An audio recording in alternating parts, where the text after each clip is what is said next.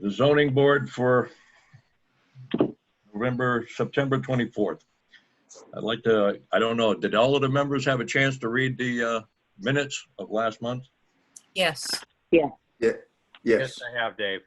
Okay. Yes, I did, entertain a Dave. motion to, I'll accept a motion to accept the minutes as proposed. I make a motion that we accept the minutes. Second, I'll second. all those in favor? Aye. Aye. Aye. Ron or Dave? Yes, Aye. aye. And myself, aye. Okay. The second one. Now, what we're going to do, this is the procedure for the public hearing.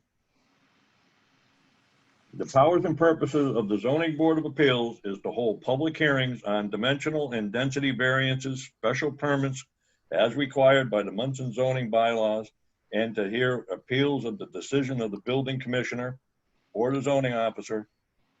Notice of the public hearing has been published in the Palmer Journal once in each of 2 consecutive weeks.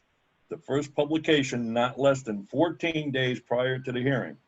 Notice of the hearing has been posted in the town administration building and mailed to the petitioner, the owners of all abutting properties, to the planning board of abutting towns and other concerned town departments. This board is holding this hearing within 65 days of receiving the petition. The board has 14 days after making a decision in which to file a written copy of the decision in the office of the town clerk. There is a 20-day appeal period after which the decision of the board must be recorded at the Registry of Deeds. Now, the applicant / petitioner or legal counsel makes a presentation to the board, after which any interesting party supporting the petition may speak, followed by those speaking in opposition. Each person speaking must give the name and address for the record, and I will stop you. The board members shall direct questions or seek information from the petitioner. Following rebuttal from any concerns or questions raised by anyone presented, the board shall close the hearing and render a decision if possible. The order of the hearing. I am going to introduce the board. Then the clerk's going to read the legal notice. Then the petitioner is going to give his presentation.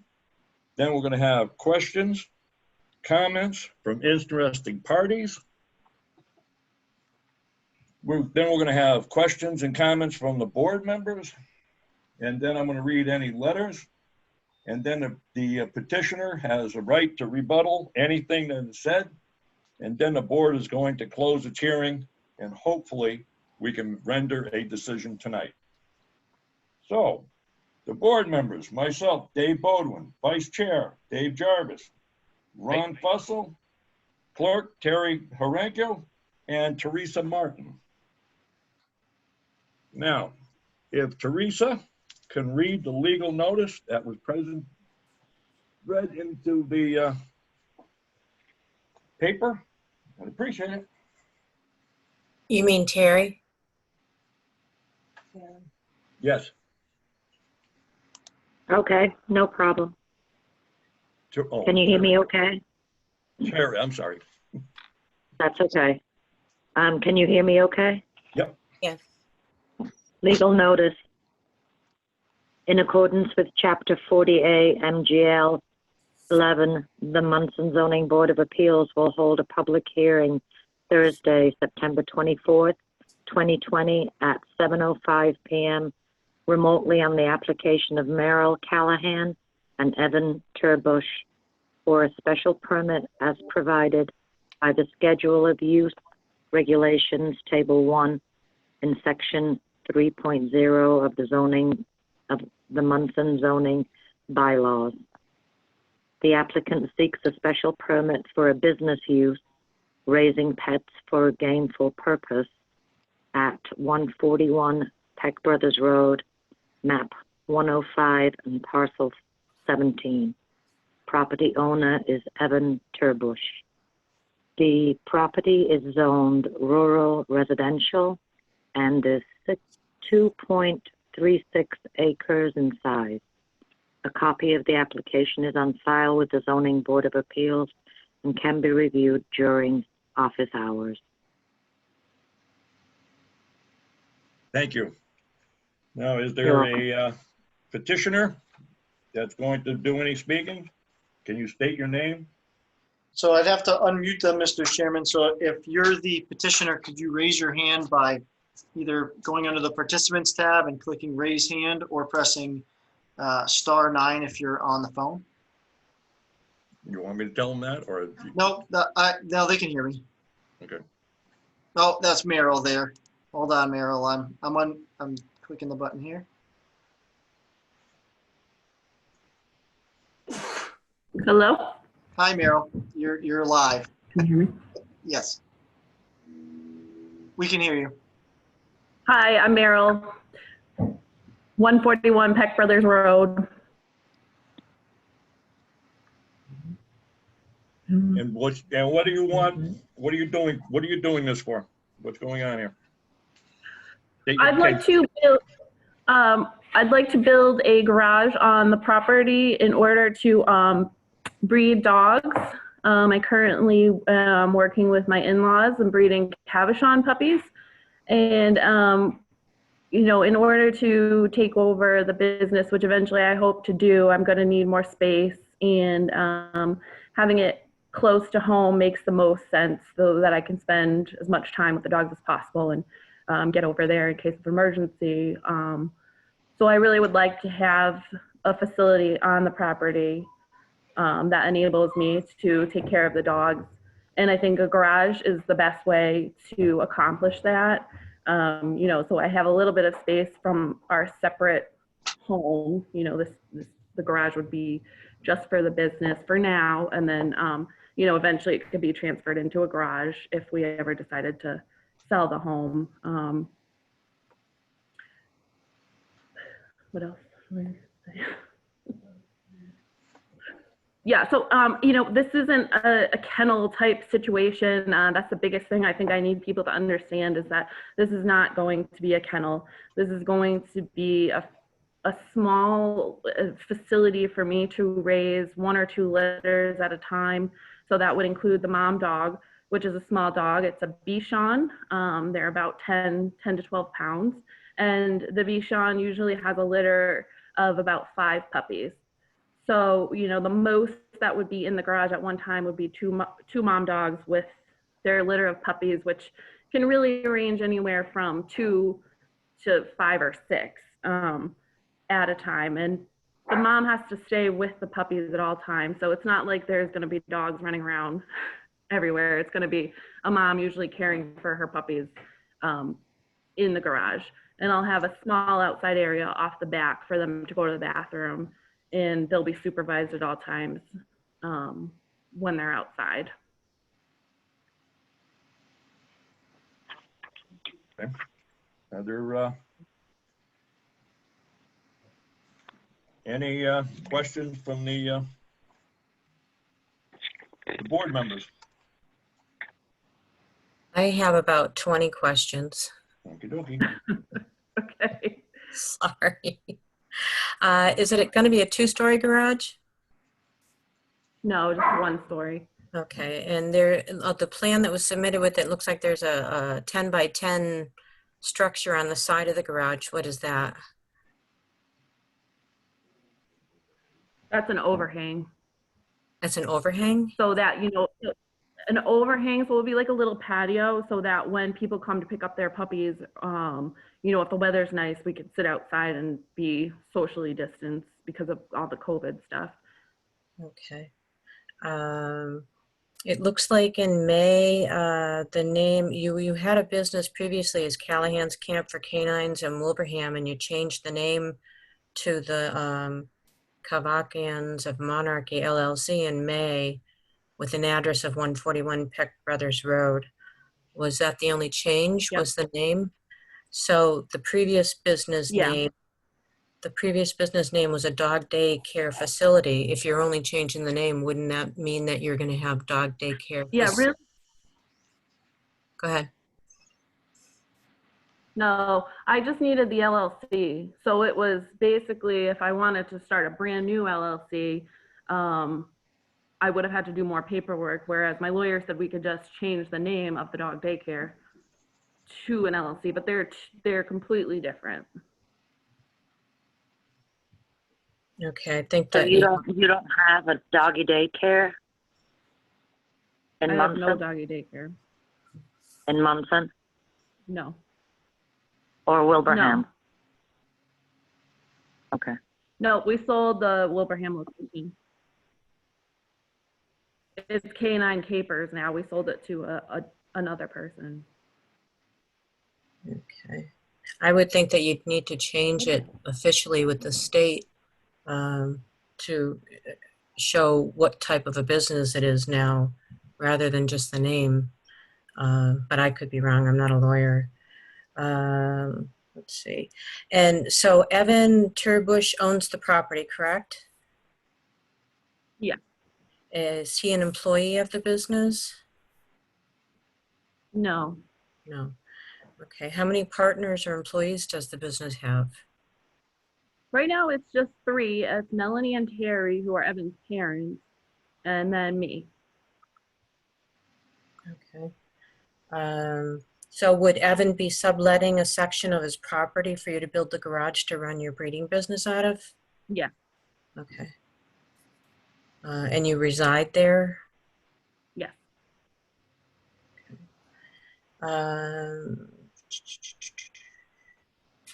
The plan that you had submitted with the paperwork was just a mortgage survey done for a previous owner of that property from 1998. And it was just drawn on a little area where you proposed to put the garage, but we don't have any sideline or front line distances to the property lines, so we can't tell exactly where the garage is going to go. So I'm assuming you're applying for a variance for that, possibly, depending on where the location's going to be. No? I'm not sure. That was the map that was given to me by the builder, so that's the only one that I have. The garage is going to be about 20 feet from the house. 30 by 24 Yeah, it's going to be about 20 feet from the house. from the house. Okay. And then you've got the 10-foot overhang that is included in that 20 feet, right? Well, the 10-foot overhang would be the start of the 20 feet. So the corner of the overhang would be about 20 feet from the house. You indicated on the special permit narrative that no more than 2 mother dogs with her litter is in the garage at one time, and the average litter size ranges from 3 to 7 puppies. Yep. Yeah. So there could eventually be, on average, on the upper end, 16 dogs at one time on the premises, right? Yeah. Okay. But that would be 2 adult dogs, and the other ones are very little. I mean, they go home at 8 weeks old, so they're not full-fledged dogs. And is there just one grooming sink in the garage? Because it looks like on the plan that was submitted, there was like 2 X's there. I wasn't sure what those represented. There were, yeah, there's 1 grooming sink, and then there's going to be like a little kitchen sink where I can wash food bowls and stuff like that.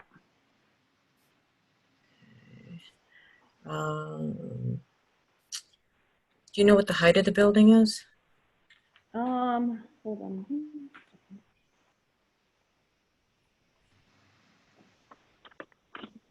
What is that, 8 feet? 8 feet I have on my plans. Okay. Is there any parking provided? It will just be the normal driveway. Okay. All right. I think that's all the questions I have at the moment. If anybody else has any. Yes, I have a couple. You have a picture here and you just said a kitchen? You're going to have a kitchen in this garage? No, not a kitchen. Did I say kitchen? I said a kitchen sink. So it's not a kitchen, but it's just going to be a counter with a sink, like a kitchen sink, so I can prepare dog bowls and dog food and clean up after them. All right, in the bathroom, you have those two X's. You have one X for a kitchen sink, and the other one's going to be a, what's the other one? That's a grooming sink. That's a grooming sink where you Yeah. wash, okay. Yeah. And then you got a washing machine on the side? Yes. Okay. And then you have an office on the other side? Yeah. And the other?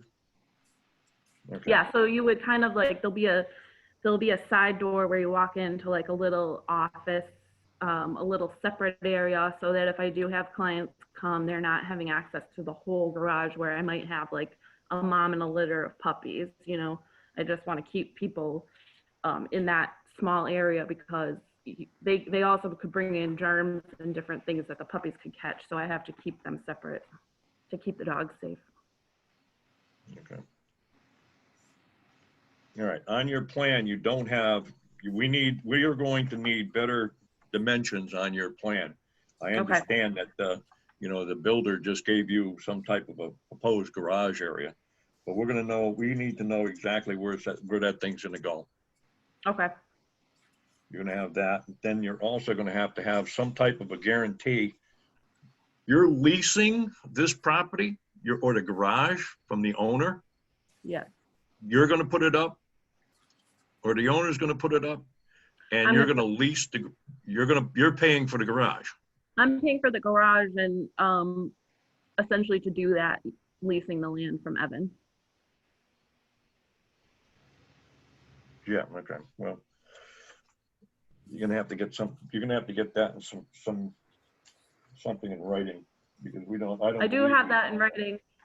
I thought I submitted it, but Yes, there was a little blurb that he gives her permission, but I don't know if is that allowed? yeah, there's a signed letter from him, and I also have a actual lease from my lawyer that I can send over to you. Yeah, I think what I have the letter. If you want me to read it, it says, "Dear zoning board members, I, Evan Tavesh, homeowner, gives permission to use my property at 141 Peck Brothers Road for the purposes of raising pets for gainful purposes. Business name, Caress from Monarchy. I am fully aware and agree with the plans to build a garage in order to run the business." He's just giving you a paper, but basically there's no agreement other than the fact that he's saying, "I give you permission." That's all we have, is he's giving you permission. That's what I was asked to submit. I do have an actual lease from my lawyer, though. If you'd like to see it, I can send it over. Yeah, you're gonna have to send that over, I think. I don't know what the other board members think, but. Well, I'd like to know, number one, what is your connection with Evan Turbish? He's my boyfriend. Your boyfriend, okay. So what happens if you guys split up and there's the garage now with the possible living quarters in it? That's what the lease kind of protects me against, is that I have that. So I think we signed it for what, 10 years? We have a 10-year lease. And I also have another letter here, and it's from apparently a butter, and it's Frank. Okay, I'm not gonna, it's on a butter on Peck Brothers Road has the following concerns regarding the special permit request for raising pets for gainful purposes. How will the dog waste be handled? How is that going to be handled? I usually just pick it up with a bag and put it in the garbage. Okay. And then concerns about the parking, we're going to bring that up in our things, because it's not going to be allowed. You know, we have noise, we can get noise complaints from neighbors about barking dogs, but we're going to make sure that that doesn't happen. Concern about the number of breeding females, only 2 now, but what about in a couple of years if the business keeps growing? Do you have any plans of adding more dogs? Well, we have a few dogs, but all of our dogs live in guardian homes. So I think I explained that in the letter where they all have homes that they live with. So, even if we do expand, that doesn't mean that there's going to be more dogs in the garage. And safely to do the business, 2 is a safe number. So if it were to grow more than that, I would probably have to find a different space at that point. But I don't foresee that happening because that would involve, more staff, a lot of things. So 2 is my comfort number. And that's why I put 2. So, if we, like I said, if we do have more dogs, they would just be rotated in, but that doesn't mean that there's going to be ever like 5 at a time. Okay. How many dogs do you have in guardian homes? We currently have 8. Okay. We have 2 males and 2, 4, 6 females. So how do you know there's only going to be 2 females at a time pregnant? Because we can plan for that.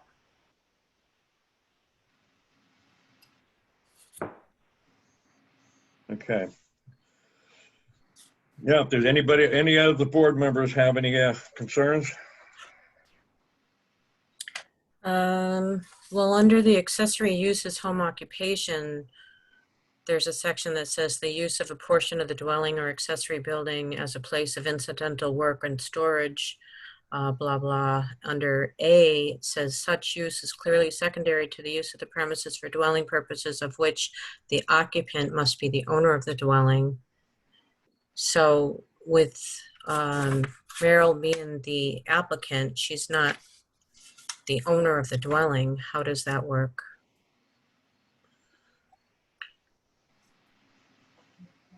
I don't know. What section was that again? That's under the bylaws table 1, accessory uses home occupation, A. And the owner is not an employee of the business or anything like that, so. Well,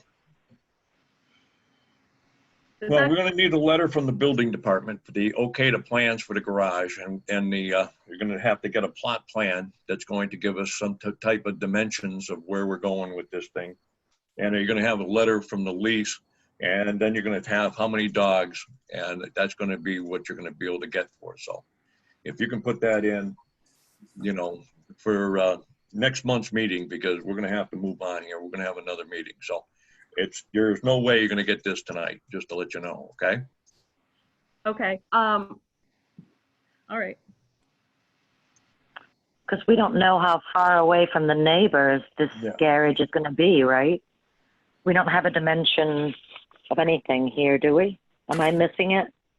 We don't have an official plan, no. We don't have an official plan. Okay. So there's no. Yeah, then we could find out if you can actually do this, if you are not the owner of the property. So those are the questions that we're going to have answered before we're going to give you. Well, that's something you guys are looking into? Yeah. Okay. Our attorney will look into that, right? I thought I did submit pot pans. I've been working with Mike Tassinari, and he obviously works with you guys a lot and knows what the lines have to be. And he's made it very clear that it's got to be a certain distance from the road, and a certain distance from the neighbors. And he's plotted that all out. So unfortunately, I don't know. I do have that. I don't know why it didn't get to you guys. I thought it did. So that's unfortunate, but. Well, we have to go by, when we give you a special permit, we're going to give you a special permit, and it's going to be for exactly what you have. It's going to be in that area over there. That doesn't work. We need to know exact dimensions from sidelines, from the street lines and everything else. And then when we give it to you, that's where it has to be. Right. You can't just say, well, we're going to put in a 2-car garage and then start putting it anywhere in the property. That doesn't work. We give you a special permit, and you have to adhere to what we give you. That's why it's important that we have this on some type of a plot plan that we can now say, this is what we gave you. And that's what you're going to have. Yeah, I understand that. And as I said, I thought you had that. So. No, all we have is this just, I don't know, it was for Russell and Sally Hatch. I mean, it's not even for you guys, so, It's a mortgage inspection plot of land. yeah. That's That's all I just- have. Yeah. Right. Yeah, I mean, that's all it That's is. it. So. And have you gotten in touch with the Board of Health also to verify with them as far as the waste removal for that No. many dogs? No. You might want to check with them what the requirements are. Okay. Is that something a daycare would have to do also if they had diapers that they were disposing Yes. of? Okay. Yes, yeah. Okay. All right. So what you're going to have to do now is you're going to have to ask for a continuance till next month. Okay. All right. So, Do I need it, or you want me to verbally ask you? Is that what I have to do for this hearing? Or do Yes. you need it in writing? yes. Okay, so can I have a continuance till next month? Well, how does the board feel?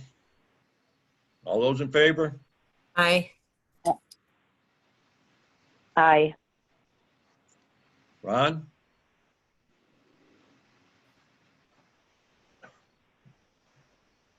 Yes, Aye. he is. Is Ron still on? Yeah, he is. I think he said aye.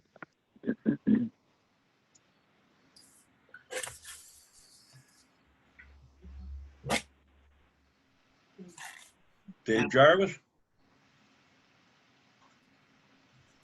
Yeah, Ron looks like he's muted. Hold on one sec. Yeah.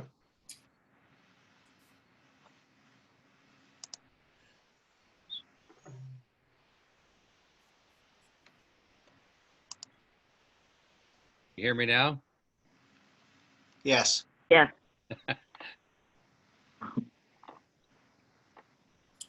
Dave, did you hear it? Yes. Okay. Do you have any questions? I do not. The questions I had were already asked.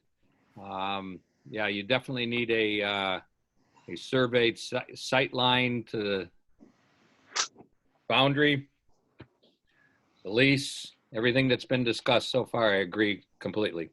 Okay. Now, what about the continuance? Continuance, I agree too. All right. Ron agrees to the continuance. Okay.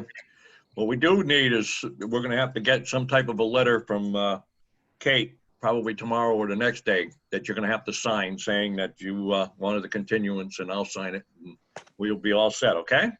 All right, that sounds good. Thank you. You're Thank welcome. you. Good night. Good night. Okay. Mr. Chairman, before you move on, Yes, sir. if the members of the zoning board could not mute themselves, that would be great. When you mute yourself, only I can unmute you. And so if I don't notice that you drop off, I have to go scrolling through the 70 participants to find you. Okay. It takes me a little bit. So if you could just leave yourselves unmuted, that would be the best course. Thank you. Okie dokie. Everybody hear that? Yep. Got it. Yep. Yes, sir. Now, what we're gonna do the exact same thing. Okay, Evan, are we up? Yeah, you're good to go. Okay. The Legal notice. the procedure for the public hearing, I gotta go through this again. Okay. The purpose and power of the zoning board of appeals is to hold public hearings on dimension and density variances, special permits as required by the Monson zoning bylaws, and to hear appeals of the decision of the building commissioner, the zoning officer, or any other administrative official. Notice of the public hearing has been published in the Republican newspaper the Palmer Journal, once in each of the 2 consecutive weeks. The first publication not less than 14 days prior to the hearing. Notice of the hearing has been posted in the town administration building and mailed to the petitioner, the owners of all abutting properties, to the planning board of abutting towns and other concerned town departments. This board is holding this hearing within 65 days of receiving the petition. The board has 14 days after making a decision in which to file a written copy of the decision in the office of the town clerk. There is a 20-day appeal period after which the decision of the board must be recorded at the registry of deeds. Now, the way this meeting is going to go, the applicant / petitioner or legal counsel makes a presentation to the board, after which any interested party supporting the petition may speak, followed by those speaking in opposition. Each person speaking must give name and address for the record. The board members shall direct questions or seek information from the petitioner. Following rebuttal from any concerns or questions raised by anyone present, the board shall close the hearing and render a decision if possible. Order of the hearing. I am going to introduce the board members. Then the clerk is going to read the legal notice. Then the petitioner will have his chance to have a presentation, questions, comments from interested parties, questions, comments from board members. Then I will read any of the questions, correspondence received by the board. Then the petitioner has a right to rebuttal, request, restrict, or question any of the concerns that were raised. So, if Terry could read the legal notice, please. Okay, legal notice. In accordance with Chapter 40A MGL 11, the Monson Zoning Board of Appeals will hold a public hearing Thursday, September 24th, 2020 at 7:20 remotely on the application of the Quabog Riders for a special permit. The applicant is seeking a change to their existing special permit for a non-conforming use under Section 3.3.2 of the Monson zoning bylaws. The locations are 31 King Ave and 24 Wales Road, Monson. Map 116, Parcel 7, Map 116, Parcel 22, Map 117, Parcel 26, in the residential, rural, and residential village districts owned by Quabog Riders, Inc. A copy of the application is on file with the Zoning Board of Appeals and can be viewed during office hours. Thank you. Thank you. Okie You're dokie. welcome. We have a petitioner. Yeah, I am unmuting. He's getting unmuted. Yep, Attorney Briganis. I think I'm unmuted. You are, sir. Go Yes, ahead. sir. Good evening, Chair Bowden, Vice Chair Jarvis, other members of the board, Town Administrator Brassard. My name is Jim Briganis. I'm an attorney representing the Quabog Riders Motorcycle Club. My address is 1448 North Main Street in Palmer. I'm here in my office with the president of the Quabog Riders Motorcycle Club, William O'Donnell, and the treasurer, Glenn Charette. There are at least 50 members of the club also online, as I checked by the participant section of the Zoom. Quabog Riders is seeking a change of current non-conforming use pursuant to 3.32 of the Monson bylaws. With respect to ownership of these properties, Quabog Riders owns 3 contiguous parcels of land in the King Avenue, Wales Road area of South Monson. Parcel 117-26 is an 11-acre parcel with an address of Wales Road. Parcel 116-22 is a larger parcel where historically they have had hill climb events. And parcel 116-7 is a parcel they purchased in 2002 that has over the last 8 years held off-road racing.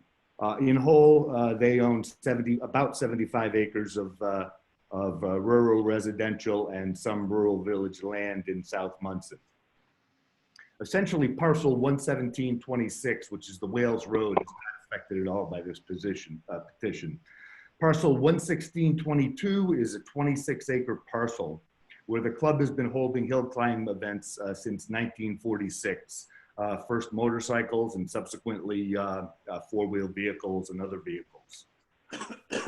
Parcel 1167 is 37 acres of land purchased from a 2002. In 2012, the club listed an event called JD Off-Road Racing Series on its schedule of events. This was track racing, not hill climb racing, which would in most part take place on the parcel they purchased from the abutter in 2002, parcel 116.7. Then building inspector Paul Tacey was notified of this event, and he deemed off-road track racing, as opposed to the hill climb racing they'd been doing for 50 years, was a new use and issued a cease and desist order. In this cease and desist order, he stated that the J-Day track racing, quote unquote, type of events, because they were track and as opposed to hill climb, is a new use. Quabog riders then applied in 2012 for a special permit, and they petitioned this board to allow track racing on its property. In 2012, the board unanimously, 5-0, voted to allow J-Day the club to run J-Day off-road racing events on its property. In the narrative of the decision, which I've provided the board, there really isn't a discussion about what J-Day is, except that it is off-road racing. And the decision was in response to Mr. Tacey that these J-Day off-road racing, as opposed to hill climb types of events, were new. J-Day racing is, well, J-Day is a promoter of off-road racing. Between 2012 and about 2015 or 16, the Quabog Riders held 2 events a year, mostly on that parcel they had purchased from the abutter in 2002. Some of the races started on the parcel that had the hill climb, but these motorcycles raced around the entire parcel, through the woods, up the hill, around tracks. Early on, these events had maybe 200 to 300 motorcycle participants. The races took all day long. There were about 40 motorcycles per race. But by 2015, 2016, they had up to 1,200 spectators, needed to use off-site parking and run buses to get the off-site parkers to the site. At that point, J-Day decided the property was too small to continue to race there.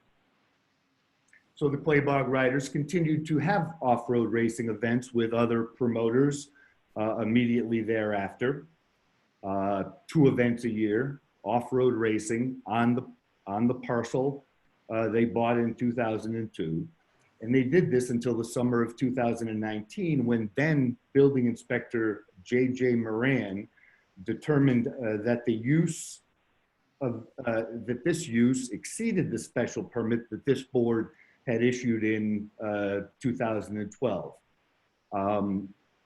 Essentially, he cited things like clearing of land, and there are a number of what he considered violations that I've included in my submission to you.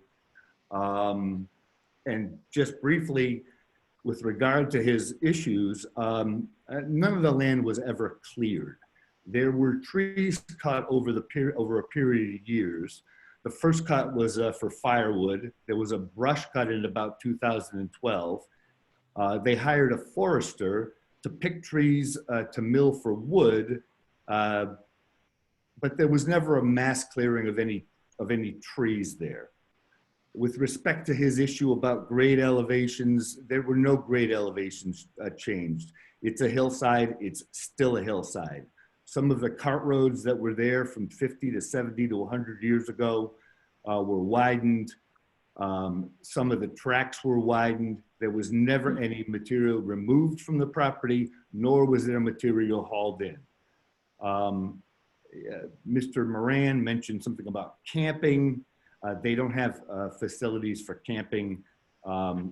Sometimes members stay overnight on race weekend. That's about it. And he also mentioned something about alcohol. The club is diligent about no alcohol being brought in. And in fact, the Board of Selectmen expanded their liquor license in 2019.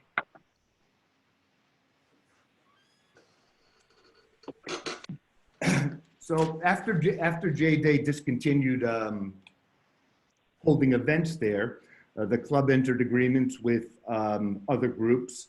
One of them was named APR Racing. They ran an oval on the parcel bought in 2002. There's also another entity club called Connecticut Four Wheelers.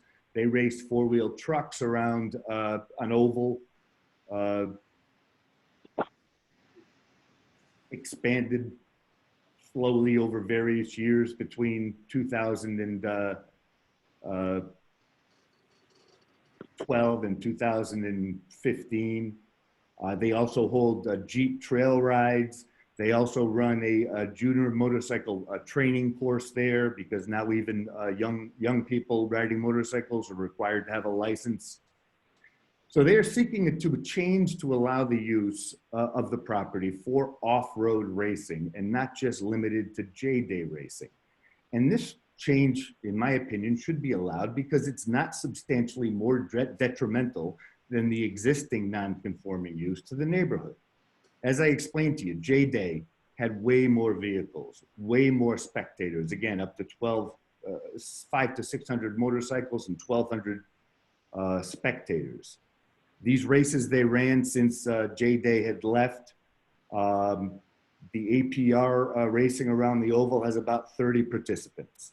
The Connecticut four-wheelers have about 30 participants. The races don't last as long as the J-Day races. The maximum is about 600 spectators. So we're asking that you approve a new special permit that allows, that removes the limitation that the races that take place on this property are limited to one promoter. And thank you. You're welcome. All right. Are there any questions or comments from interesting parties for the hill climb? So if you'd like to speak, you just need to raise your hand. You can do that either by clicking the raise hand button under the participants tab or pressing *9 if you're on the phone. Okay, I have one person.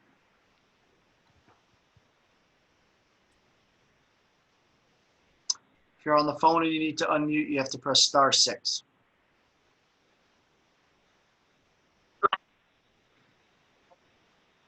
All right, you're on. Go ahead. Can you hear me? We can. Okay. My name is Walt Strank. I'm from 69 Bolt Street, Johnstown, Pennsylvania. I am a retired professional motorcycle hill climber. I got my start back in around 1976. I retired in 2011. And I've raced up to Quabog Riders Place up in Monson. I've raced in Greenfield. I've also raced in Berkshire East up there. And I would hate to see anything happen to that place that is a historical hill climb off-road park. I know you guys are limited on what you can do up in the New England area. But these people need a place to ride. They need a place to show their talents, where some of those kids that are racing up, excuse me, racing up at your hill climb have the talent to succeed to where I ended up as a professional and a multi-time national champion. My opinion is, if you don't have some type of outdoor recreational activity, I mean, you're still going to have people that are going to complain. You're going to have silt runoff, noise, stuff like that. But would you rather have people enjoying themselves and doing a healthy recreational activity, or putting their money into motorcycles and off-road vehicles? Or would you rather have those people out on the streets shooting heroin and doing drugs? Because if you're putting money into race motorcycles and race vehicles, you have no money to do the later thing, which is not good for you anyway.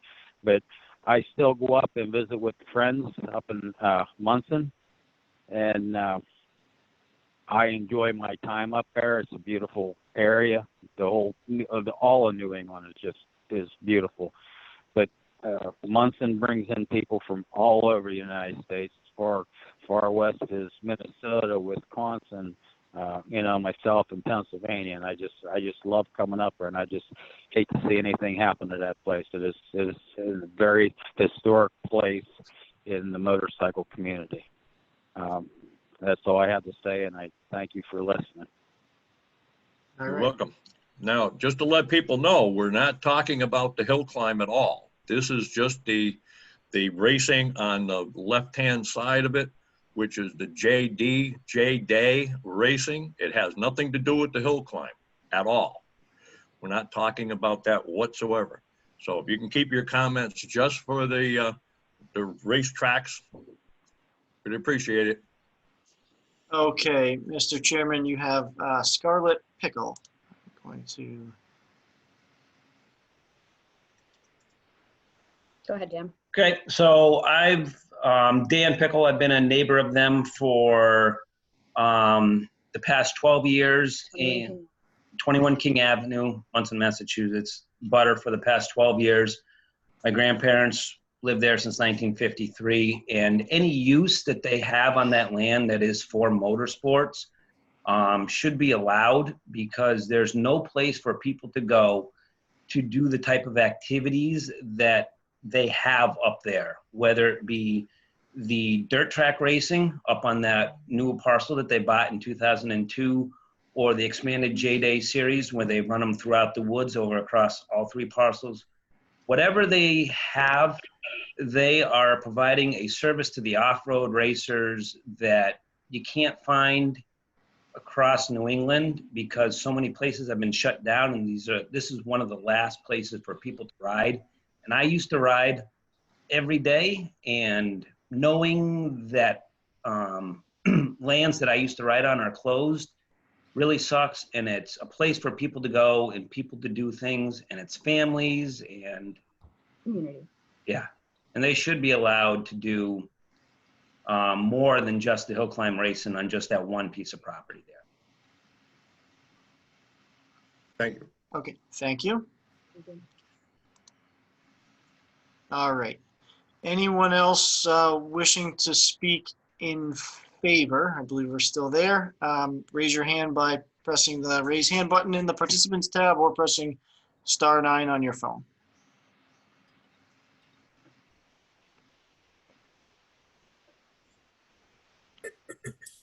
All right, we have one more that just popped up, Mr. Chairman. I'm going to unmute it. If you're on the phone, you can press *6 to unmute.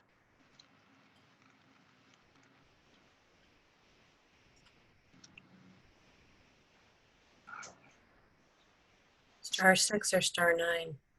*9 raises hand, *6 unmute.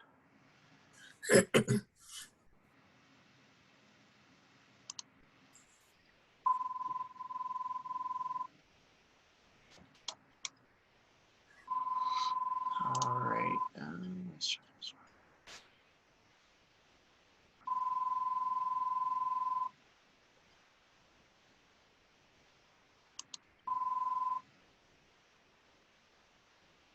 Okay. Are you there? Yes, sir. Okay, you can go ahead with your comment. We can hear you. My name is Philip J. Hebert, 4231 High Street, Thorndike. I'm also a Palmer Town Councilor. I've been going and a member of the Quabog Riders. I've been going up there since I was a youngster. And I just wanted to kind of give some information. Years ago in the 70s, they utilized that whole property as a track, for number one. Number two, which everyone is saying, I think the club takes very good care of the place. We provide a service, and the money that is brought in to the town from spectators, buying gas, this and that, it's a win-win for everybody. To me, from what I've heard and seen, I think it's just a snafu, and J-Day is just a promoter and a type of different race. So the parcels should be allowed to continue racing it. And again, as I said, back in the day, in the 70s, they utilized like their bottom parking lot was all part of a track, and the place is well kept. We've tried to do everything in the right way, and it's a good family place. And as the gentleman from Pennsylvania said, helps keep people out of trouble, bringing new young blood into the sport. And the money that's generated from this sport is astronomical. So I'd really hope that the board would see it fit to let the club continue to use the property as it should be. Thank you. Thank you. Mr. Chairman, you have two more.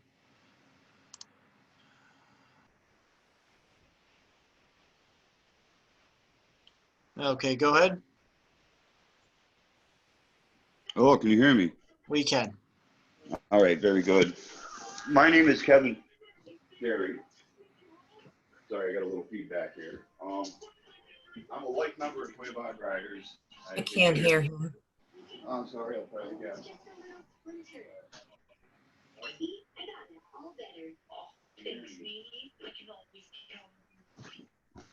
Evan, I can't hear him. Yeah, I think he walked away from the computer. Can you hear me? Yep. Hello, can you hear me? Yes. Yes. All right, sorry about that. Like I said, my name is Kevin Perry. Right now I reside in Vermont. I'm a long-term Monson resident. I'm a life member of the Quabog Riders. And I just got a couple comments here. Just to let the board know that the club's been around since roughly 1944. We are the oldest continuous running. Excuse me, we know that. We're not talking I know, about the I hill know. climb. What I we're know talking that. about is the racing, which started in 2002. If it's Yes, anything I other than that, realize we're that. not really interested. It's 2002 till today, I realize please. that. I realize Okay. that, sir. If you just give me 1 minute so I can just read my statement. Okay. Like I was saying, we're the oldest continuous club in the United States, doing off-road racing of all types. 2002, I believe I was the vice president of the club at that time when the original variance went ahead and we applied for that, and it was granted. And like the prior gentleman was saying, the club has been a revenue maker for the town since the beginning of time. And for my opinion, I would really like the board to consider letting us keep running these events so we can continue the traditions that the club has had for a little over 70 years. I really appreciate the board's time, and that's about all I have to say. Thank you very much. Thank you. All right, so I have Adam Chamberlain. Hi, can you hear me? We can, yes, go ahead. Oh, it's a different voice. It's Lori, the wife. Oh, that's okay. Sorry, his picture, my voice. So we live at 1 King Lane. We've been here about 2 years. So Lori and Adam Chamberlain. You know, our concerns are basically what the petition says. It was written very well. Safety for our children in the neighborhood, the environmental concerns, which we've personally dealt with flooding problems due to some movement up there. And ultimately, our concern is the devaluation of our property due to all this and more. Unfortunately, the association's unwillingness to work with us and fix our property issues caused by them was just unfortunate. We moved here 2 years ago. We were met with flooding issues due directly to the hill climb. Attempts to, fix the problem was met with opposition and dishonesty and just really a burden for us. I think the association needs to realize that we're here to put up with them, not the other way around. Excuse me, what we're doing, who are you speaking for? I'm a resident at the bottom of the hill at King Lane. On King Lane? So But what we're doing right now, we're not saying. I'm so sorry. You didn't jump to the opposing yet. Yes. I guess I'm pretty eager. Sorry. No, that's okay. So I'm gonna remute you, and then please raise your hand when we get to that other section. Sure. Sorry. No, that's okay. Thank you. Okay. Anybody else that is speaking in favor of the petition for the flat track, oval track, whatever you're calling it? All right, I'm seeing no one else. Okay, can we go to people who are speaking in opposition? Yeah, I could have just left. Yeah, I know. Well, Lori, I'll pick her out. There you go. Lori, are you there? Thank you. Okay. Thank you. That was ironic, but go ahead. Okay.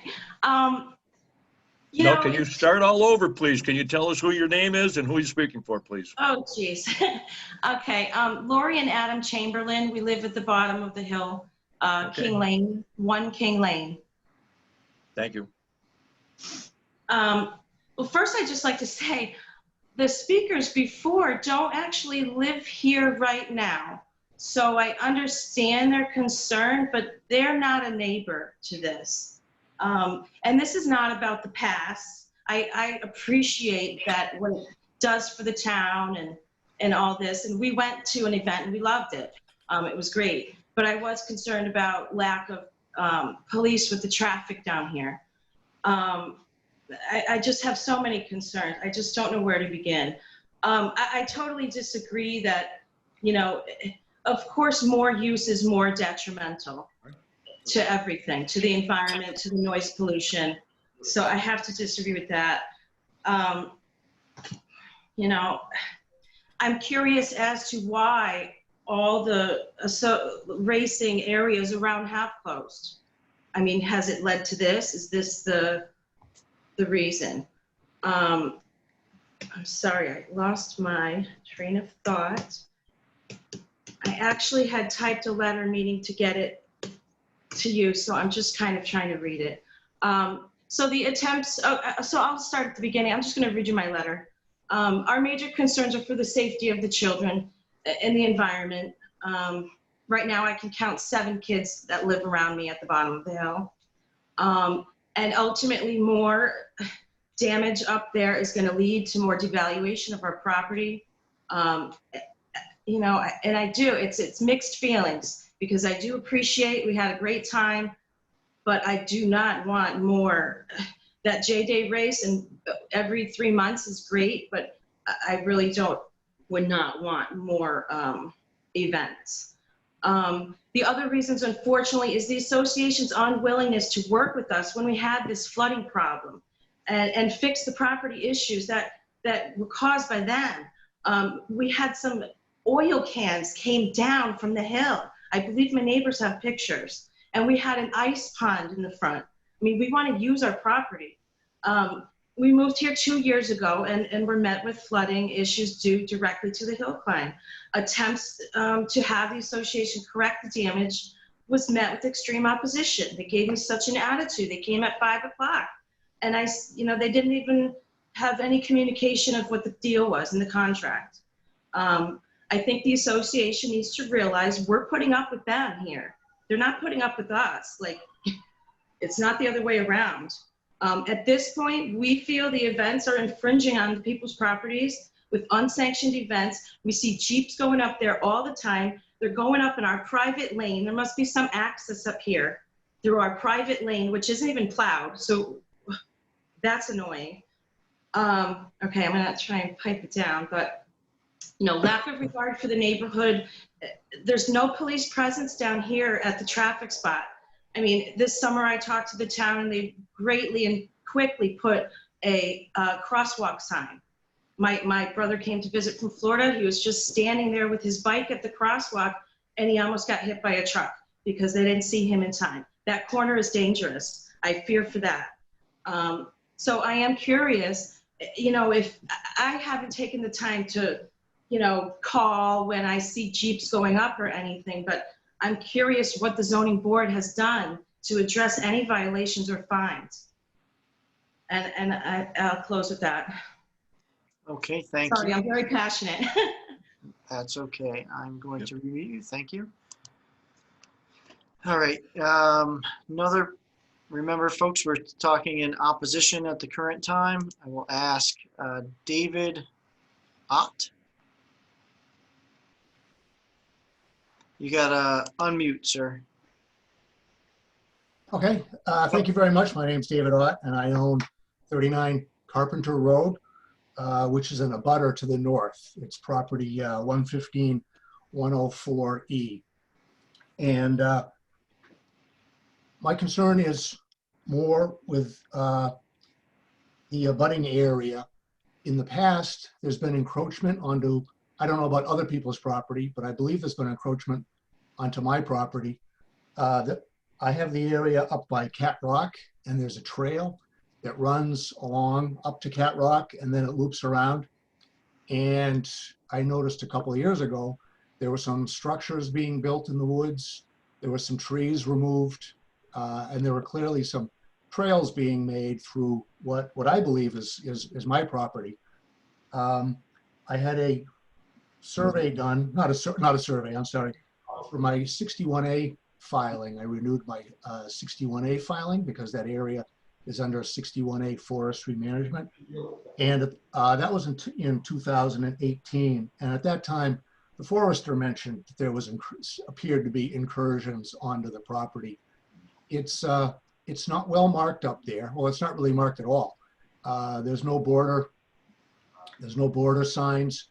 There's no property line markations or anything.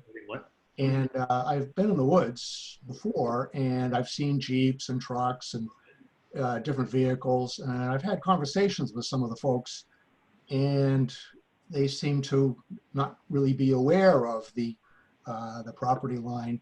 And everybody sort of seemed to be blissfully ignorant of the property lines, because that was sort of what I get consistently was, oh, I didn't know. And the nexus for this is something that hasn't been discussed tonight. As far as the petition goes, I've always been told when you get a document, always read the whole thing, especially the last paragraph. And the last paragraph of the petition talks about, it says the Quabog Riders also seeks a provision in the special permit to allow for recreational off-road riding on this parcel,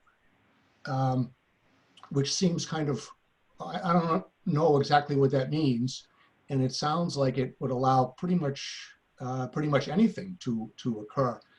I'm not sure what kind of supervision or signage or instructions, or if we're going to have people coming from Minnesota and Vermont to come to the track, or to come onto the property and go drive around the woods in there on property that does not belong to the Quabog Riders. Now, as far as the Quabog Riders goes, and the track and the hill climb, it's their property, and that's great. I'm certainly not trying to make any comments to restrict what they do on their own property. My real concern is just what may be going on to other people's property, and if there should be any provisions in this permit to require the club to mark the area or have signage or have some mechanism to prevent incursions into other abutters' properties. Like I said, it's under 61A, and I believe there's been trees removed or some cutting. I think that was talked about earlier that may have been on my property. Certainly there's trails driven through there that are affecting the roots and like I said, all that stuff. So my concern is more for the property of the abutters. I know that National Grid filed a letter back in 2012. They were concerned about their easement on the property. I don't know if that's still an issue today, but I just wanted to bring that up and see if there could be something done just to protect the property of the abutters from what seems to be unsupervised off-road riding through the woods up there. Thank you. Thank you. Is there anyone else? Yes, so Mr. Myram. Are you there, Mr.? Yes, thank you, Mr. Prasad. Good evening, Chairman Bodwin and members of the board. My name is Chris Myram. I'm a lawyer in Springfield, Massachusetts, 1500 Main Street. I represent Ingrid Stats at 17 Reynolds Avenue in Monson. I have submitted to the board a memorandum of our position on several points. I know, or I believe there's several people who want to speak this evening, so I don't want to burden the board with repetition of repetition of what's in the memorandum. I would say if the board has had an opportunity to review it, or if the board has any questions of me, I'd be glad to answer them.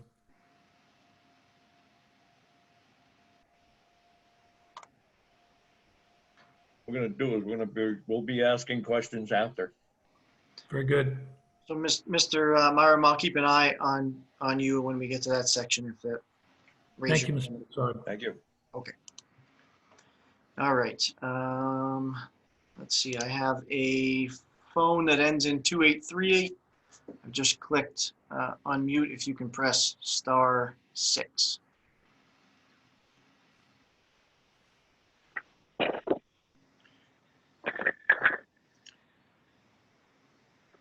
Okay, I'm going to move off of that one. All right, Ellen, I am clicking unmute. Shall we? All right, Ellen, are you there? Yes, yes. Yeah. You want to talk? Go ahead. Ellen Haynes, 23 Wales Road. Sorry, we lost a little bit of time before, but Mr. Virginis, did you state earlier that Wales Road, the parcel on Wales Road, would not be affected by this special permit? Should I unmute Adam, or, I mean, you're unmuted. I left you unmuted. Okay. There is no, there's no racing or hill climbing or anything on that parcel. That parcel was purchased essentially as a buffer. Okay, do you have any intentions of putting any parking there, or a new entrance, or any overnight use or anything like that for that property? Not at all. So it's just going to sit there as is with nothing changed? Correct. Now that was Jim Haynes, 23 Wales Road. That piece of property on Wales Road initially didn't fall under C-1012 because it was owned by somebody else. Do you intend for that to be expanded into the special permit C-1012? Not at all. Okay. Okay, thank you. And then, Mr. Chairman, I have one more. It's actually Lori Chamberlain again.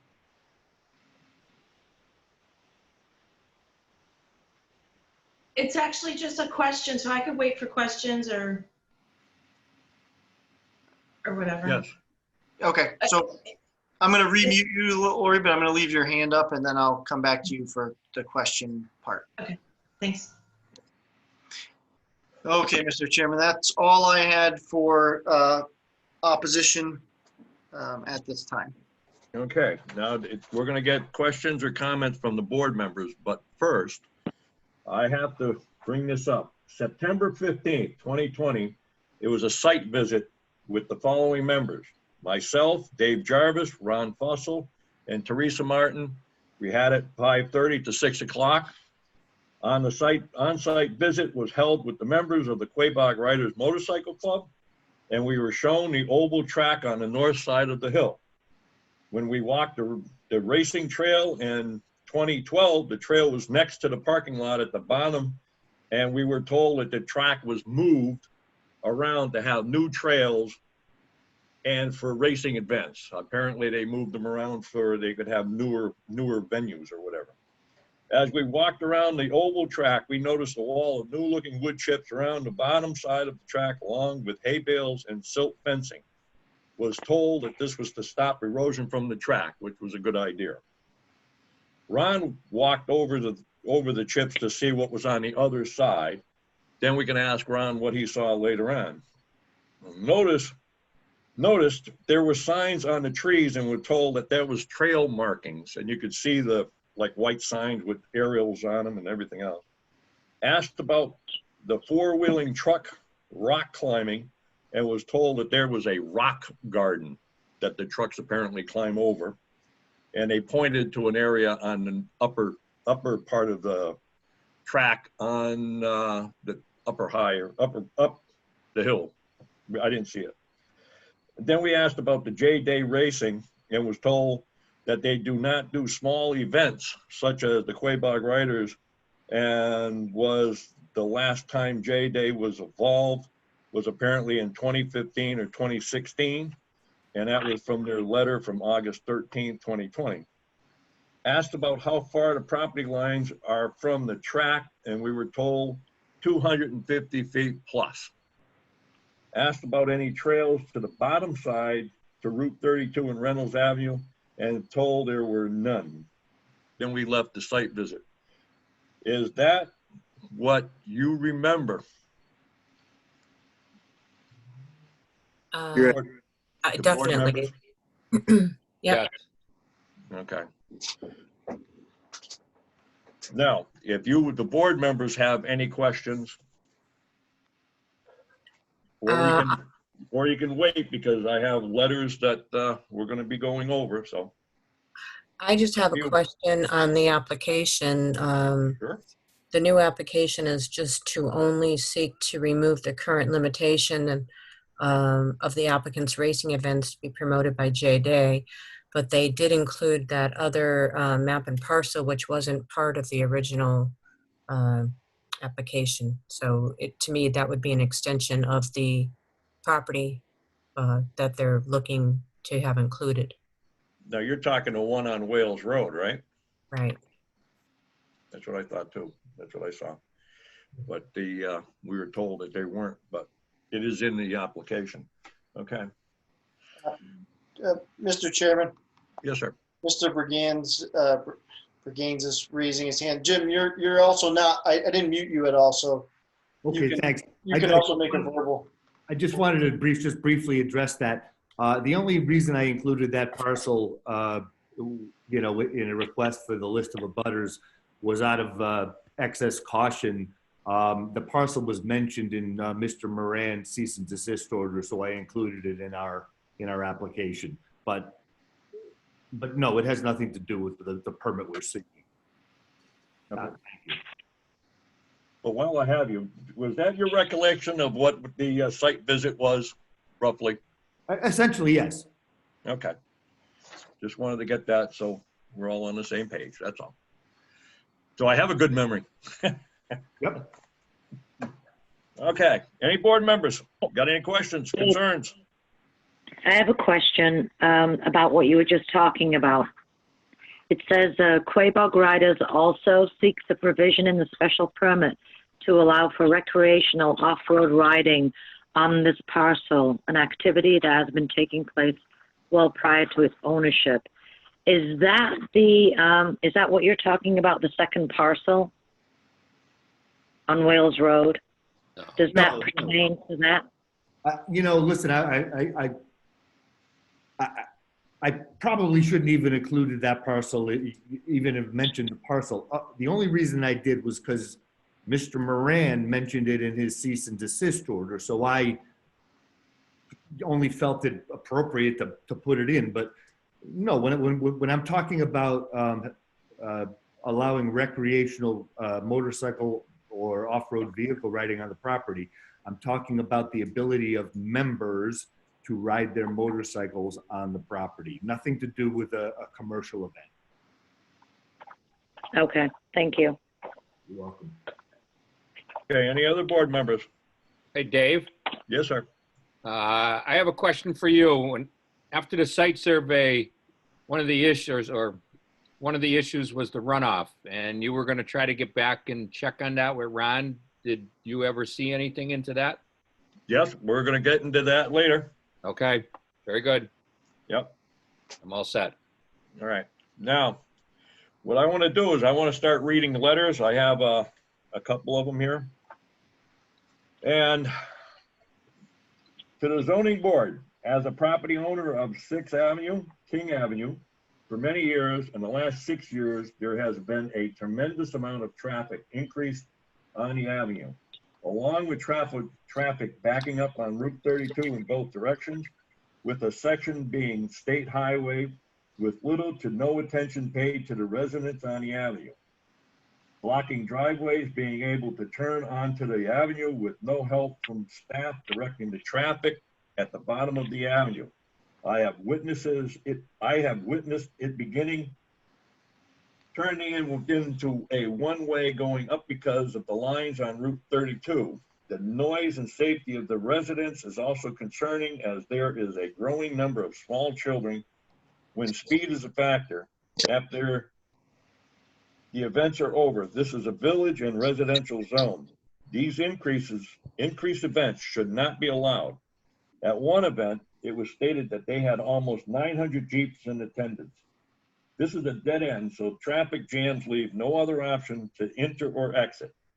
In the permit that was submitted, I see nothing addressing this issue. They are grandfathered for about 26 acres of their activities. They have been unable to control their current issues, so I feel the Quabog riders should not be given permit to almost triple the size in the unlimited activities in this zone. Thank you, Karina and Joseph Robbins. Okay, Town of Monson. Dear members of the zoning board, I am opposed to a special permit application to the Quabog riders and ask that it be denied. I have lived at 17 Revenues Avenue since 1998, after I moved here and married Gary Fisserer. He owned the land behind our house, identified on the rider's application as lot 116.7, also known as Fisher's Lot. Gary sold the lot to the riders in 2002. Okay, from time to time, this is the length of the letter, so I'm going to give you a synopsis of it. Okay, well, when Gary and I lived together and before 2002, we used to walk in the pristine woods where there were many wild dogwood trees. I saw eastern box turtles from time to time.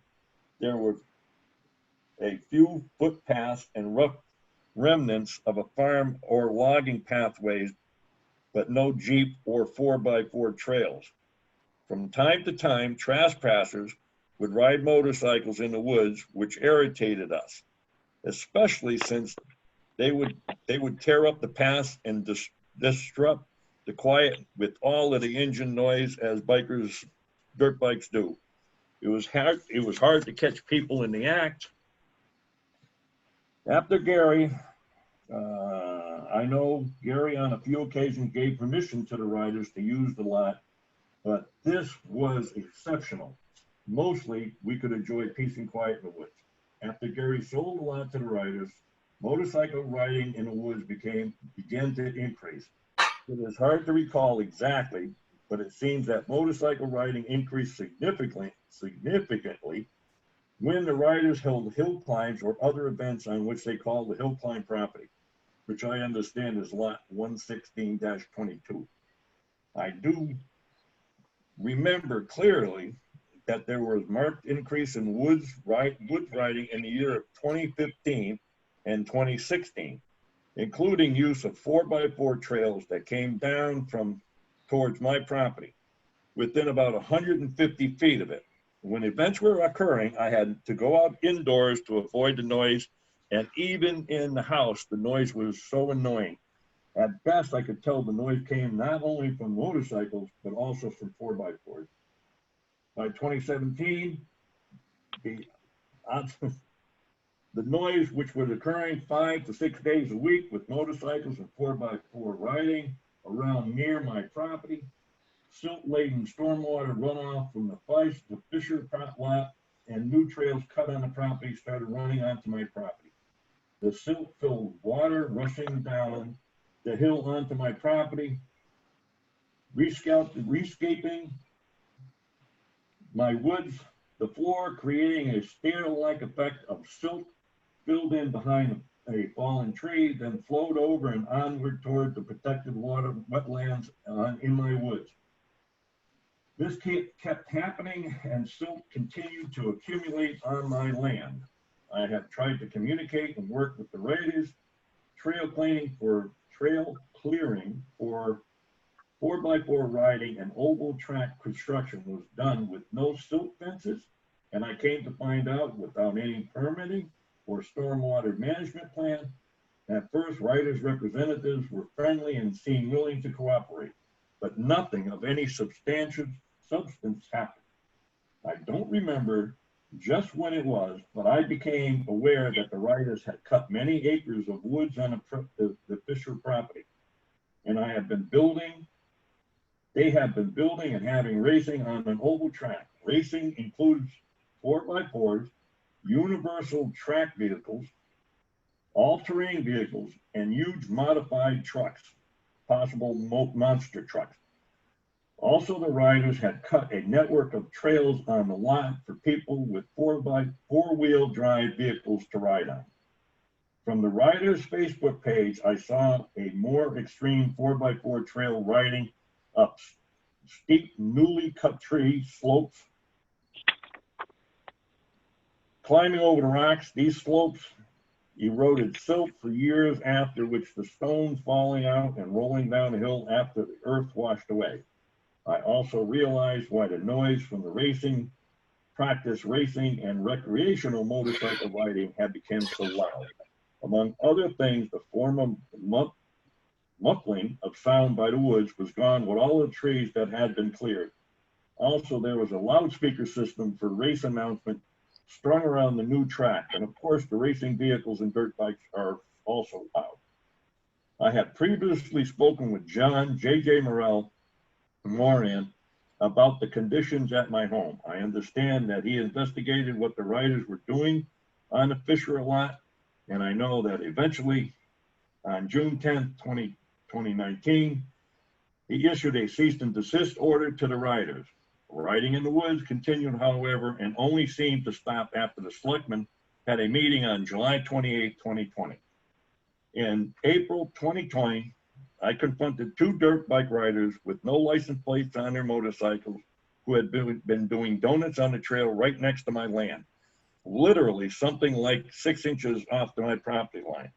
I am certain of my property lines because I paid to have the survey pins located when the following weekend the riders had posted a no trespassing sign 50 to 70 feet within my land.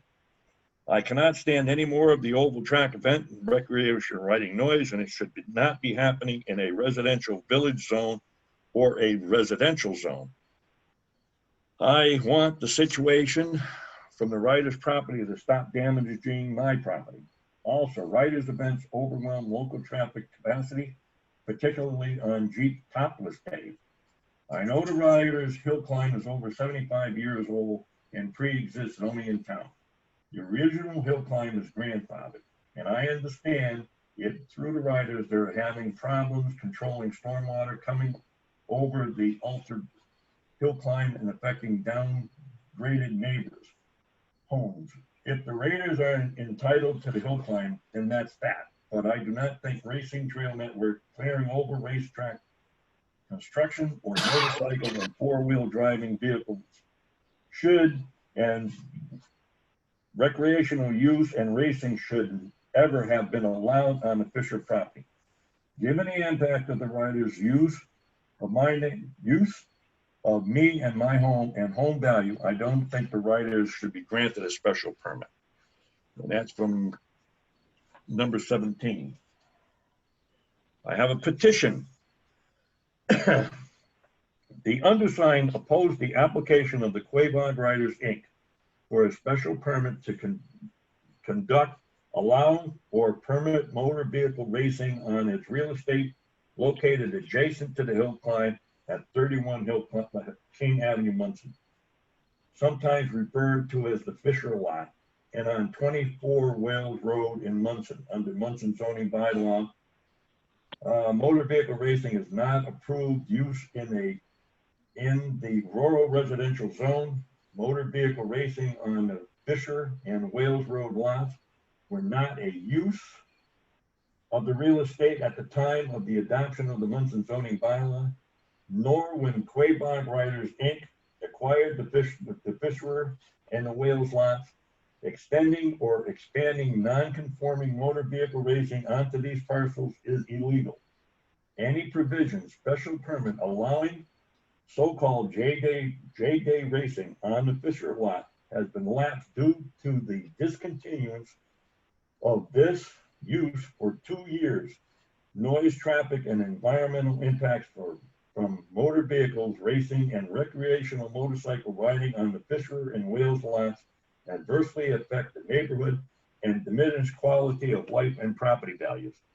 Now, there are 52 names on this petition, and I'm not going to I'm going to kill all of these people's names. It's going to be in the town, so if anybody wants to read it. Now, to whom it may concern, recently it has been brought to my family's attention that the Quabog Riders again are applying for a special permit to hold events after witnessing several actions at the club and its members have taken. My family would like to inform the zoning board that we are thoroughly opposed to the riders to be granted any permit. The club completely disregard for the safety and well-being of the residents of King Avenue and King Lane, as well as disrespect, is entirely inappropriate. They have been allowed by the police department to turn the street into a one-way to accommodate the traffic of people attending their events. This prevents the residents from leaving their homes and returning when the event was over by blocking driveways. This is a cause of great concern because of the number of children under 12 and elderly people who live on the street when it comes to the possibility of needing emergency vehicles. My family has been also stopped and hindered from returning home from several occasions, some of which were on the same day. We have also been told we need to prove that we reside on the street during these interactions. My husband works for a company that provides emergency service for individuals and is required to be on call. This means he has to leave. If he has to leave, he has to be able to come and go from our home freely. This has been hindered on numerous occasions by the club. During one of their events, they allowed a patron who had broken down to park in our driveway, which happened one of the times my husband had to leave for an emergency call. The club member complained to us that patron had broken down, and when we told them to remove the vehicle from our driveway, they told us tough. That was extremely disrespectful, inappropriate, and unacceptable. This was after we were assured by other members that we were told to keep the driveway accessible. At the end of the events, that they have held. The club does not have any staff or police to attempt to control the traffic, and we have witnessed people speeding, failure to stop, blaring their horns, yelling at each other, burning out and leaving while leaving. After seeing all of this, the ideal that they wish to have more activities and events from what they are originally held on their 26 acres makes us to believe that traffic and safety problems will become exponentially worse. Again, this is a cause for concern for not only the other children that live on the street, but our own children. The street is a dead end with no other means of access to leave our road, and King Avenue cannot handle the volume and noise that will increase. We appreciate the zoning board takes these issues into consideration. Regards, David LaFlamme from King Avenue. I only have a couple more. The residents of Monson, whose properties abut the Quabog Riders Motorcycle Club, should be able to enjoy their homes without soil erosion streaming into their yards and excessive noise. The Quabog Riders Motorcycle Club members should be able to enjoy their property for recreation as riders. However, there is a cease and desist order against the club dated June 10, 2020. There are a number of zoning laws not being adhered to and permit regulations not in place. This conflict will continue until laws and permits have been followed and respected by everyone involved in this case. If zoning law is a zoning law, then it is clear what needs to be dealt with at a meeting on September 24th. And that's from One View Heights, Monson, Mass. Okay. I would like to register my opposition to a special permit being granted to Quabog Riders Motorcycle Club to operate a 4x4 venue when zoning does not allow it on a track they chose to make with no permits. I really don't understand how the town can allow the club to conduct events without permits. I have been at Ingrid's home on several occasions where these 4x4 events are taking place. The noise is extremely irritating. I hope the town will enforce the zoning and disallow permits of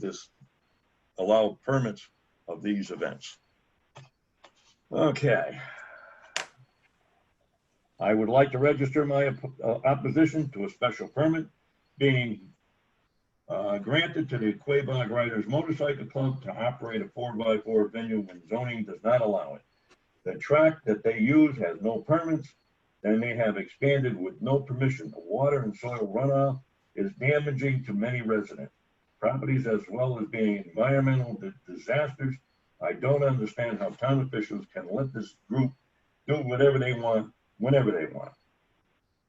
The events are so close as well as on their property. The noise is quite loud. I hope the town will enforce the zoning and disallow permits for these events. Okay. Your opinion of those, boss? The lawyer. He can now come up with his things.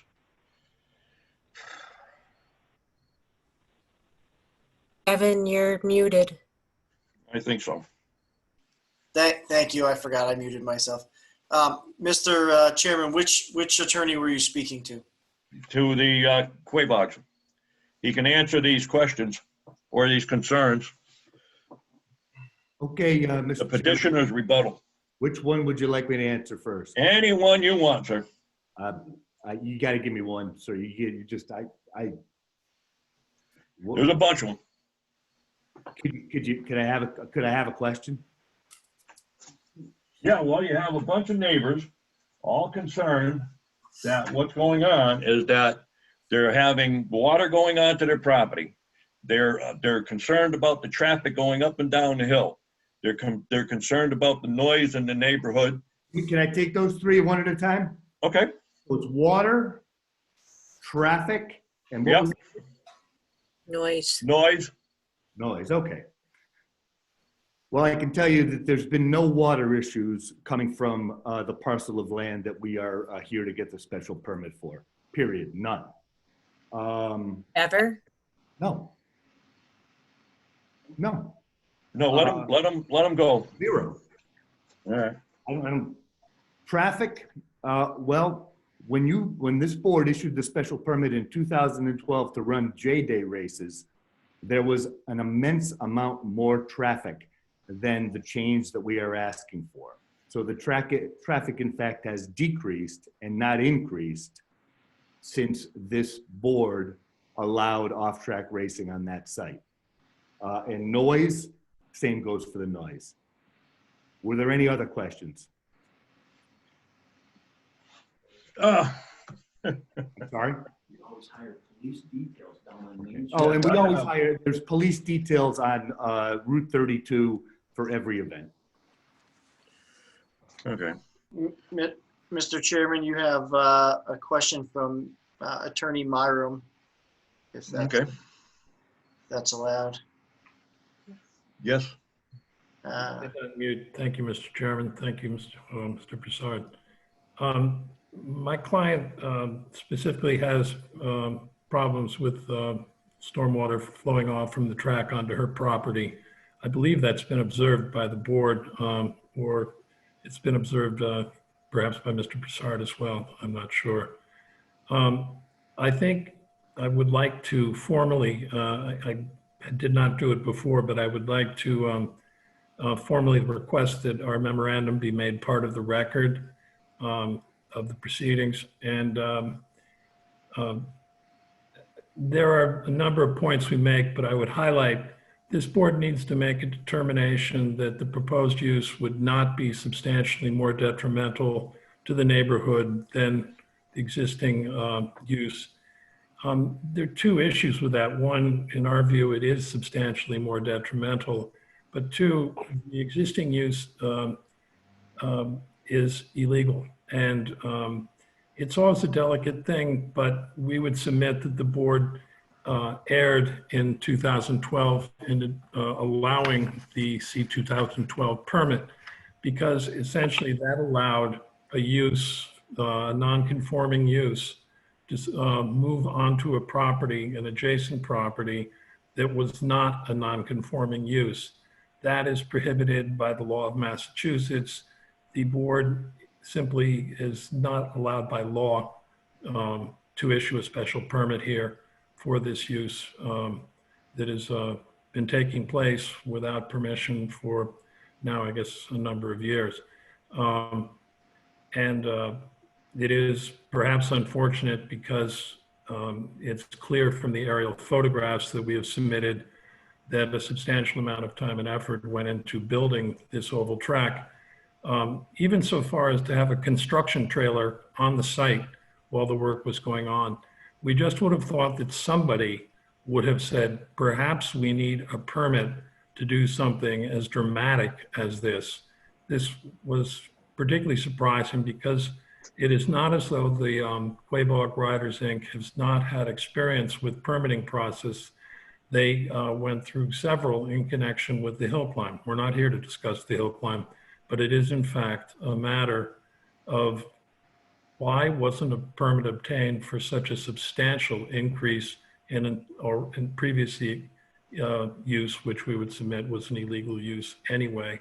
And we do think there's a very sharp distinction between J-Day racing, which always involves motorcycles, and racing that is taking place today, which from the pictures presented in our exhibit, you can see the motor vehicles involved have nothing to do with motorcycles. And in fact, are range from universal terrain vehicles to monster trucks.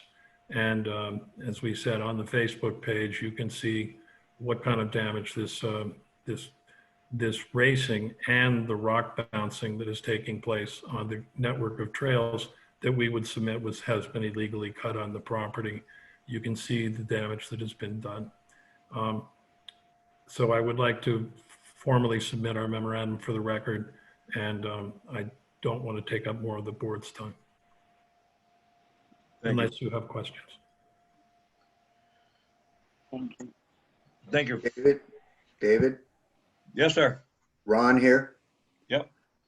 I would have to agree with the presentation just given here that there was a gross misrepresentation in 2012 as to what was being requested.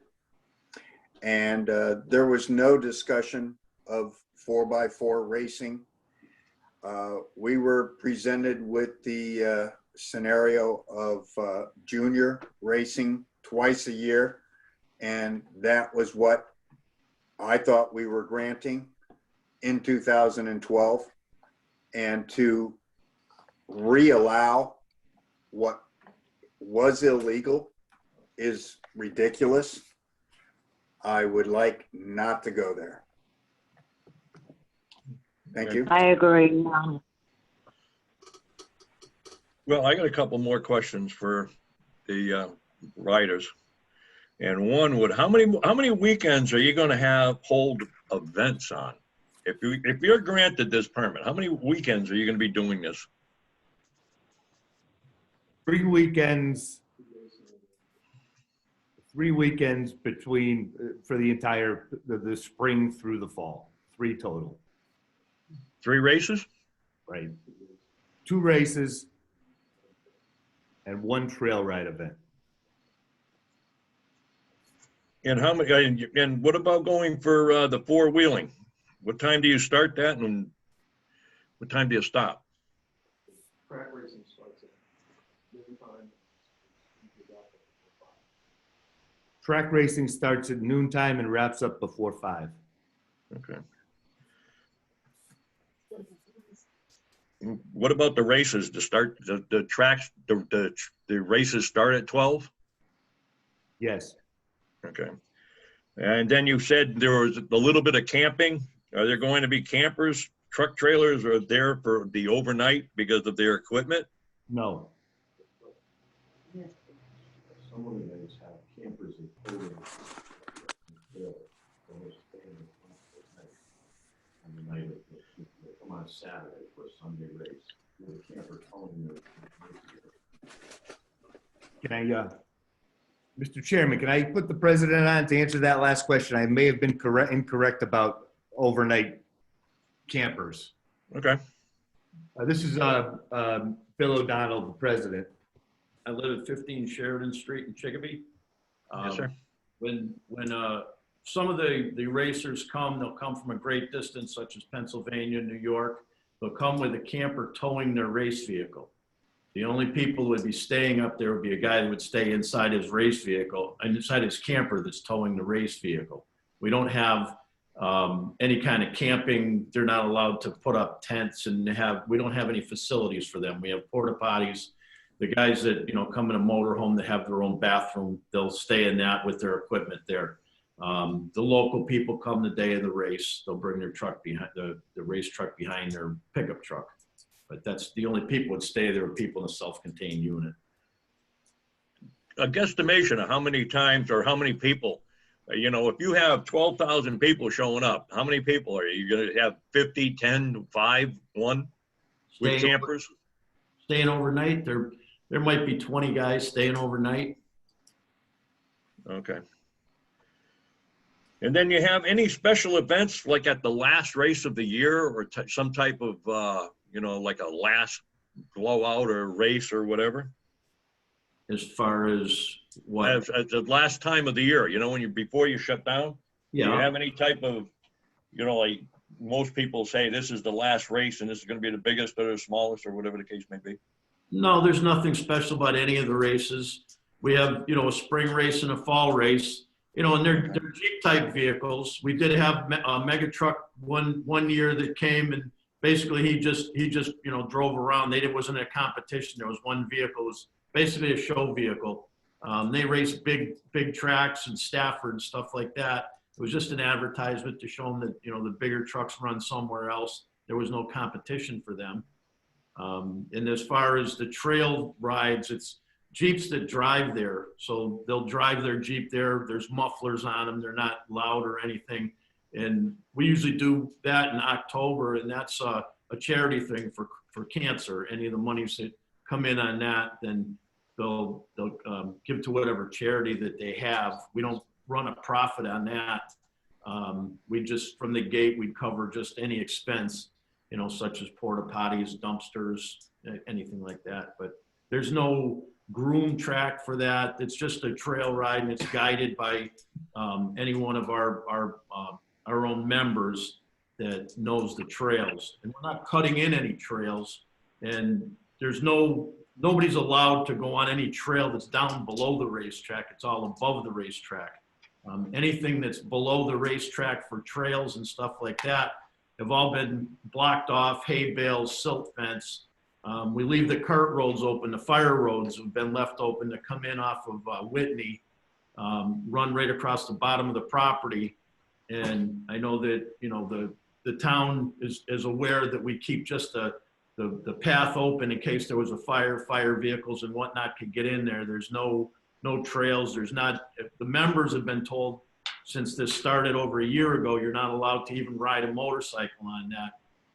We know that there is people that come through the property, but the members aren't doing that. It'd be somebody coming from outside of Quabog Riders who's going through or off or on the wrong part of the property. And then one more question on this 4x4. What kind of a organization is that? That 4x4 of Connecticut or whatever that thing is?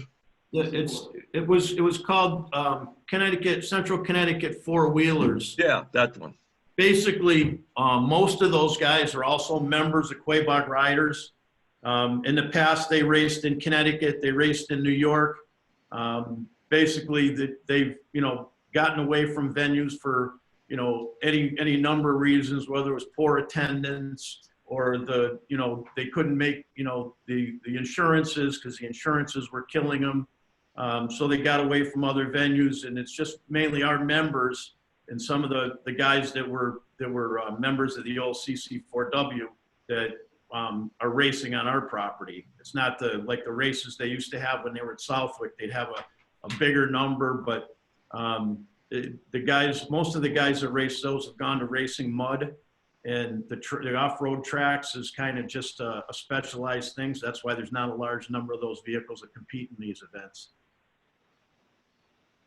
Oh, okay. When do you have your annual meetings? Our annual meetings for like elections is in October. Every Monday night we have a regular meeting where people would come and they can find out what's going around the club. And then on Saturdays we have work parties for any property maintenance, storm damage we get rid of, maintaining our erosion controls, mowing the lawns. So on the weekends we'll do that. Saturdays, sometimes on Sundays these guys will come up. We've gotten a lot of donations of wood chips, and we've been using them around all the perimeters of the property to stop from any water that would run off of our immediate property anywhere else on the property. And we even have barriers inside of barriers now, just to make sure nothing's moving around. Okay. Because I noticed on your officers and directors of the corporation, you only have one member from Monson, and that's Jim O'Connell at 289 Wales Road. Everybody else? No, Jeff Slade's. You're the president. You're from You're from Chicopee. The treasurer is Glenn Charette, and he's in River Road, Palmer. Palmer, yes. Shane Case, River Street, Palmer. Wales Road. And then you have Gary, 81 Sturbridge Road, Holland. Yeah. Richard Alexander, Main Street Unit, Palmer. And Jeff Slade, Wilbraham. That's your corporation. Correct. So I was just wondering, but anyway. We have, actually, we've filled one spot on the board with Rob Sanderson, who lives up on Meeting House. Is it up in Monson? He's off of Cody Road in Monson. I don't know his exact address. Okay. He's on our board now. Yeah. We still have a lot of members in Monson. A lot of them are they put in their service of 15 or 20 years. They're still active members, but they don't want to go through the day and night work of running another business such as this. So they'll help us out where they can and kind of guide the guys along that are in there now. Yep. Okay. And then one of the last things, have $15 paid at the Monson Madness from the website, CC4 Wheeling, Central Connecticut.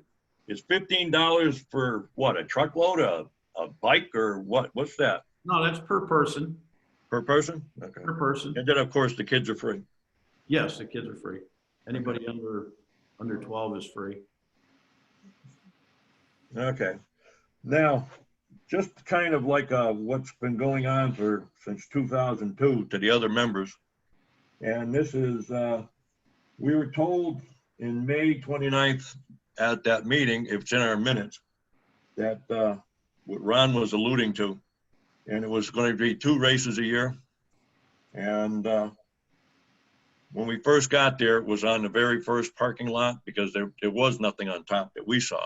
And we walked the track. And there's still, I think 3 or 4 members on the board still to this day. And the Quabog Riders lawyer and the Quabog Riders president asked for J-Day racing. We didn't, they did. And we were all under the assumption that it was going to be held twice a year. And then it kind of got out of control a little bit because I did not catch it. We did not put it in the decision. But anyway, February 12th, 2002, a cease and desist against Mr. Moran, the first one, Paul Tracy. And then April 30th, 2012, Paul Tracy. That's when then we came in front of us. July 9th, 2012, the minutes 2 times, April and October. October 12th, 2013, special event. Only this event memo. Gretchen Negers, town administrator, and that was for the campers that were allowed to be there for that race.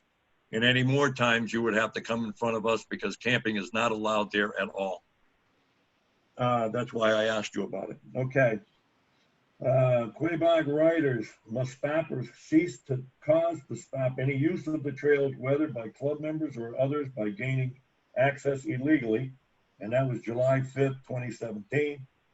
June 10th, 2019, a cease and desist, still in effect, have expanded beyond the conditions set forth. June 12th, 2019, the Conservation Commission minutes. Jeff Slade, member of the Quabog, stated that the club has not had JD racing for at least 3 years. Also, that that activity has ceased. July 25th, 2019, a lawyer sent letters, okie dokie. August 21st, 2019, letter from the town lawyer. August 22nd, 2019, lawyer will not use the north side track. September 28, 2019, trail maintenance and do some wheeling while helping, get volunteers to help. I understand getting help and volunteers is hard because we're all involved with a bunch of different organizations. So I understand that part, but the cease and desist is still in effect, still has been in effect. So now from the other members, what do you remember of those meetings and what do you want to come up with now?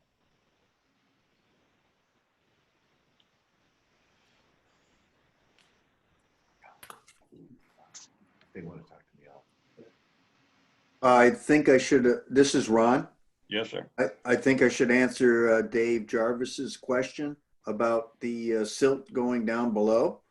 So we have some understanding of what is happening before we start to discuss what we might consider permitting.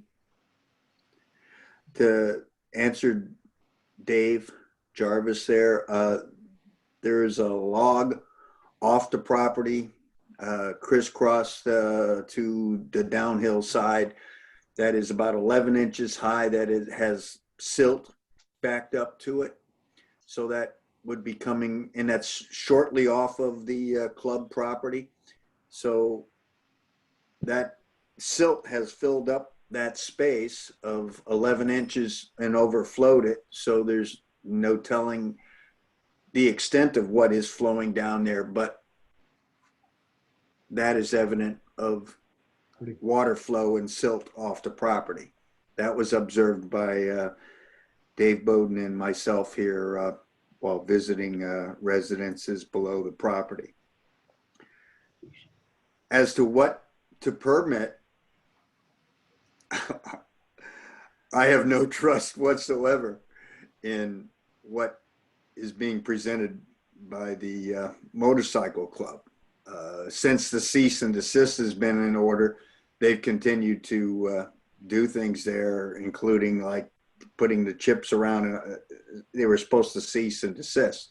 That would have been a good idea a few years back, but I have no faith in follow through at this point.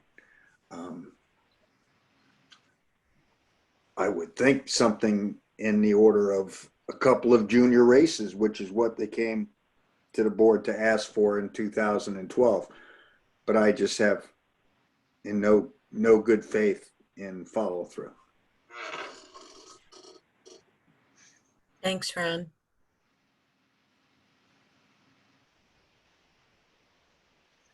Teresa? I was not here during the 2012. I was not on the board at that time. No, I realize that. This is Terry. What do you think of this? Go ahead, Terry. I just wanted to state that I wasn't either on the original decision. Okay, so I guess the only one left is myself, and yes, I was there. Can you hear me okay? Yep. All right.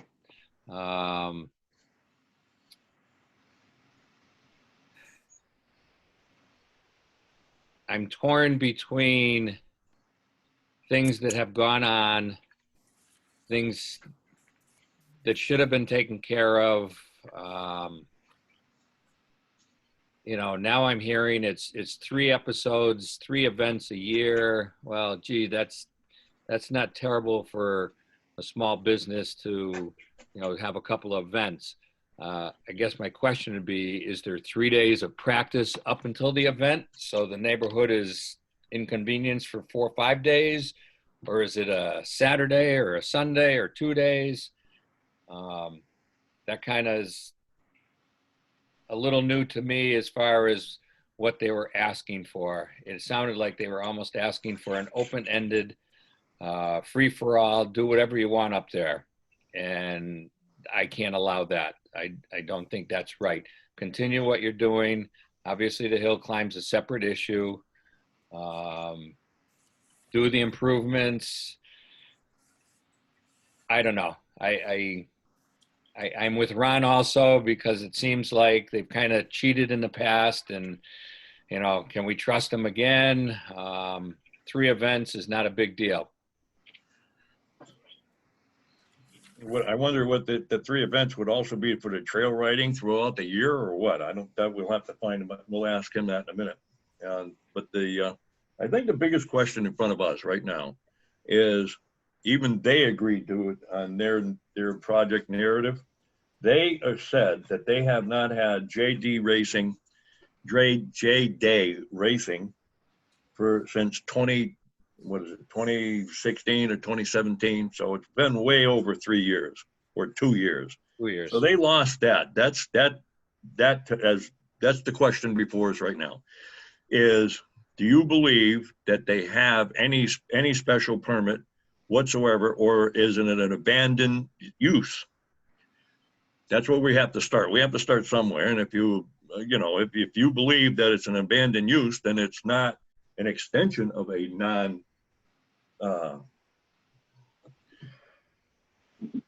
Conforming use. Can I answer that? Sure.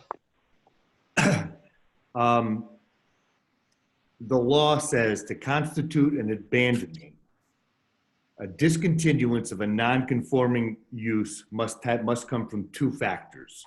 1, the intent to abandon the use, and 2, voluntary conduct, whether affirmative or negative, which carries the implication of abandonment.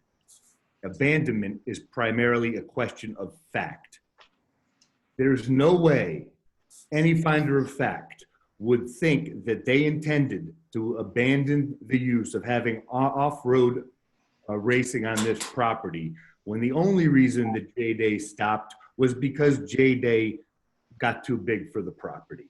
Immediately after J-Day stopped using the property, they held other off-road events there. So there is no way any reasonable finder of fact would consider them abandoning the use.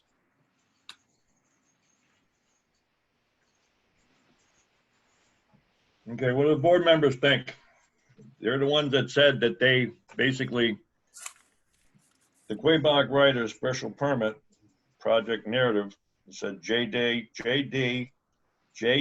discontinued its relationship with the Writers in 2015 to 2016. That's over 2 years.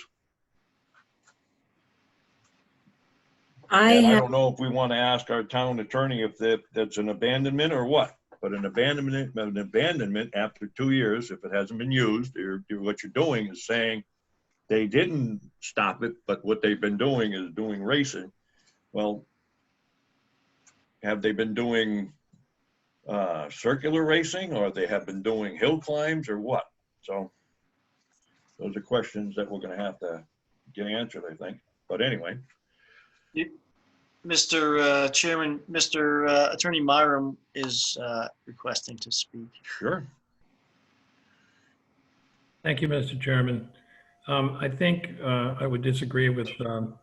McGannis in the characterization of what discontinuation of use is. I believe it is in the ordinance, excuse me, in the bylaw, and it is as a matter of law. The fact that abandonment and discontinuance appear together makes it clear that they are two separate things. Abandonment is maybe done with intention, but discontinuation is done as an objective measure. And in this case, there's no question that the use was discontinued.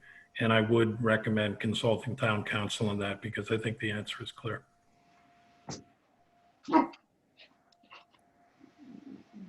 If we can get town council to give us a, if at all.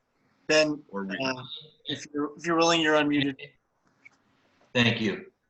Benjamin Coyle, Town Council. I mean, the board is tasked with making the factual determination as to whether or not it believes discontinuance of the use under the special permit actually occurred. There is a distinction, I believe, as pointed out by Attorney Myram, as to what constitutes discontinuance and what constitutes abandonment.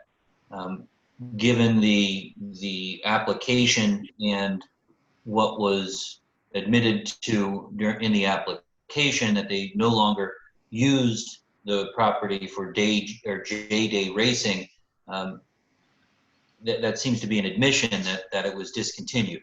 Now, whether or not the board finds that the petitioner's argument that the underlying special permit was for more than just J-Day racing, that could be another salient fact that the board needs to find. So I think there are two issues there with regard to discontinuance and abandonment, and then ultimately what was allowed under the original permit. Thank you.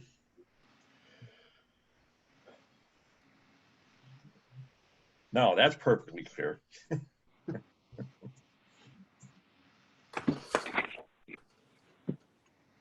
Now, do we believe that this is an abandonment or a discontinuance? I think that's what we have to ask ourselves first. David? Yes, sir. Ron here. I believe where they went with the events was not legal for us to grant, and for us to consider a petition to grant something as a continuance on what was illegal to begin with is a kind of a ridiculous point. Is anyone following me on this? Yes, Ron, this is Terry. I agree. Well, I think what is totally, well, it's wrong that they're doing that in a residential area. It's residential property. So, I mean, it's not even, you know. That's the I illegality. believe the neighbors have the right to enjoy their property. And right now they're getting hammered. All of them, we have, 50 people from Reynolds Avenue. We have from the hill climb on King Avenue and King Lane. So, I mean, there's a bunch of problems going on down there that, we weren't aware of, but we are now. And it's just, are we going to allow it to continue or not? That's the bottom line. And if they abandoned or discontinued it is the question. If we agree that they discontinued it, then I don't think we have anything but to deny it.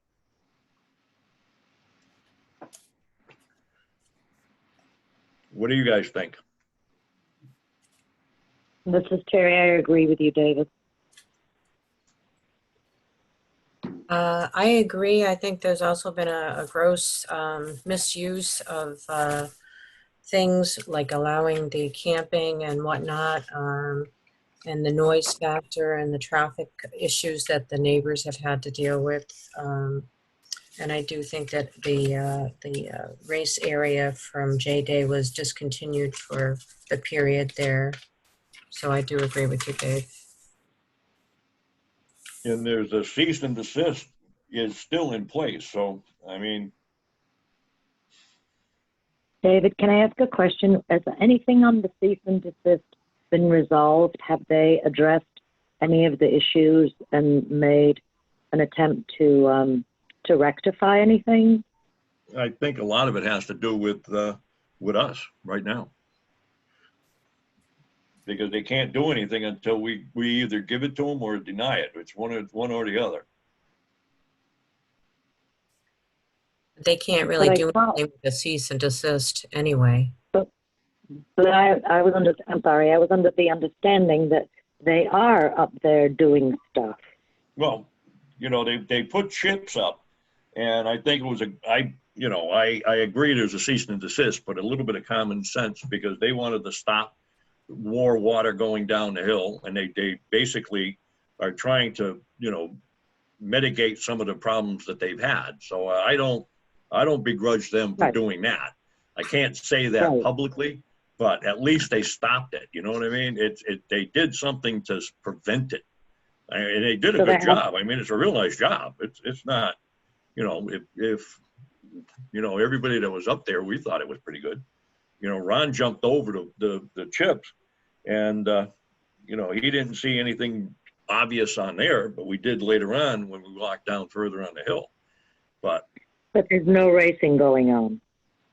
There was no racing. No, there has not been racing, but apparently there may have been, people still driving up there or riding up there,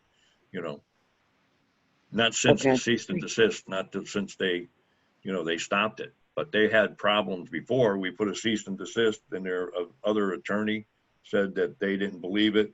And then the attorneys got together and they decided that they were going to, do something. And then whatever happened, and now we're here. So like I say, the question in front of us right now is, do you believe that the permit has lapsed? That special permit has lapsed. And if it's lapsed, then we'll go from there. So you want to I'll ascertain a motion to see if just for the special permit, if it lapsed, yay or nay. Yay. Teresa Martin, what do you say? Yay. Dave Jarvis. Yes. Ron. Yes. Teresa.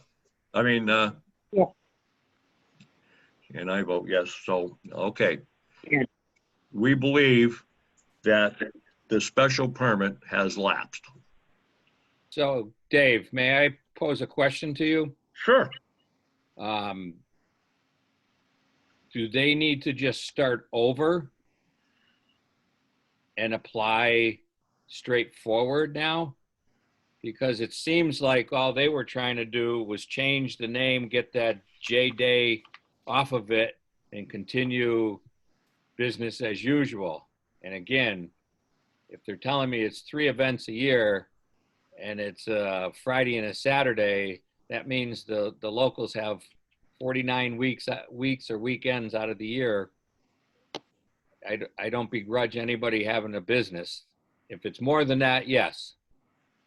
But I'm just saying. Well, that's going to be probably up to them, but for us, if we just did, now we're going to all agree on it or not. Correct. But if we agree that that special permit has lapsed, then basically, their only option is to do that because they can't get a special non-conforming permit because there is nothing there for them to grant, or we can't grant them anything if we believe that the existing permit has ceased to exist. Correct. So, I believe it has, and they've even mentioned it. They said that, and they were saying, well, it's, we can't use just JD Racing, but we didn't ask for JD Racing. They asked for J Day Racing. Their attorney, their president, the club asked for that. And they basically assumed, and I assumed, that it was going to be for 2 times a year, and it was more basically for the children. And that's what they were trying to do, to get them involved in the motorcycles so they could do the hill climbs, which was, which is grandfathered. That's what they kind of pushed, that they were saying. Now that's what my recollection of what the meeting that we had with them. Because remember, we were up the old hillside. Yep. So, I mean, that was my interpretation. The first meeting, the second meeting, we asked for getting the boundaries. And what they came back after the second meeting was a set of boundaries. And we said, yes, you can have that. But on the same token, it was, I did not check the decision because we were under a time limit. So, I mean, what happened was what we have. So right now, and I agree with everybody else, I think they've lost the special permit. So if they want to come back in front of the town, that's up to them. Not me. But, okay, we're going to go for a vote right now. Do you agree that they have lost the special permit? I vote yes. I vote yes. They lost it. I vote yes. Ron? Yes. Teresa? Yes. Harry? Yes. Okay. Sorry, sir, but no, we're going to deny it. So, Do you want me to make a motion to deny it? yes. All right, I make a motion to deny the permit application. Is there a second? I'll second it. Who seconded it? Terry? Terry? Mhm. All those in favor? Yes. Aye. Aye. Aye. Aye.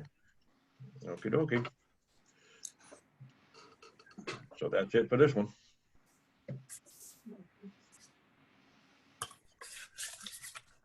I don't know if anybody's still there or they all left. I think we have Everybody's here, but we can, if you move on to the next one, I think you'll. Yes, we have. Just an informal discussion.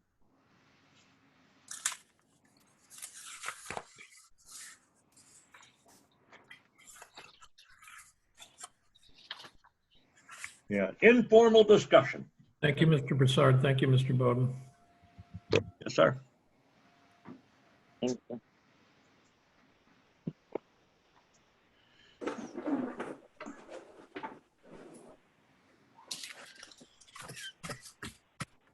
Oh no, your participant list is dwindling, sir.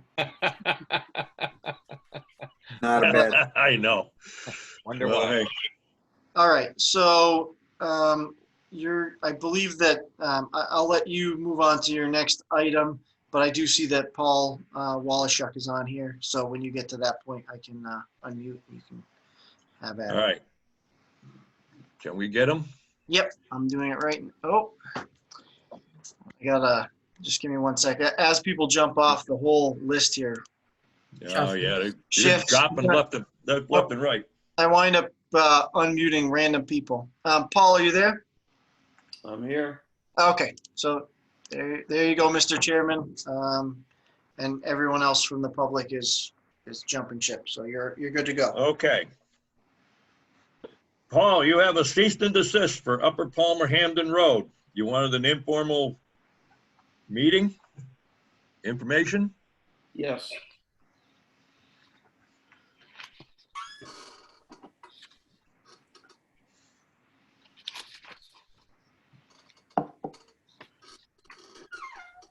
I hope you're getting your paperwork ready. What did you want to bring up? You people put a cease and desist on me. Yes, sir, we did. I didn't, the town did. Okay, I got it from the building inspector and I want to know why. Why? Yes. Because zoning 3.3, moving more than 1,200 yards, you have to have a permit. It has to go through, I got paperwork. You have to go through page 81 of the zoning book, 6.6, earth removal and filling of land bylaw. You got a pencil? Yep. 6.61, definitions.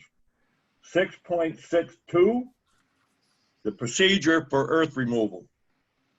6.63, earth removal general requirements. 6.64, not over 200 yards per lot in 5 years.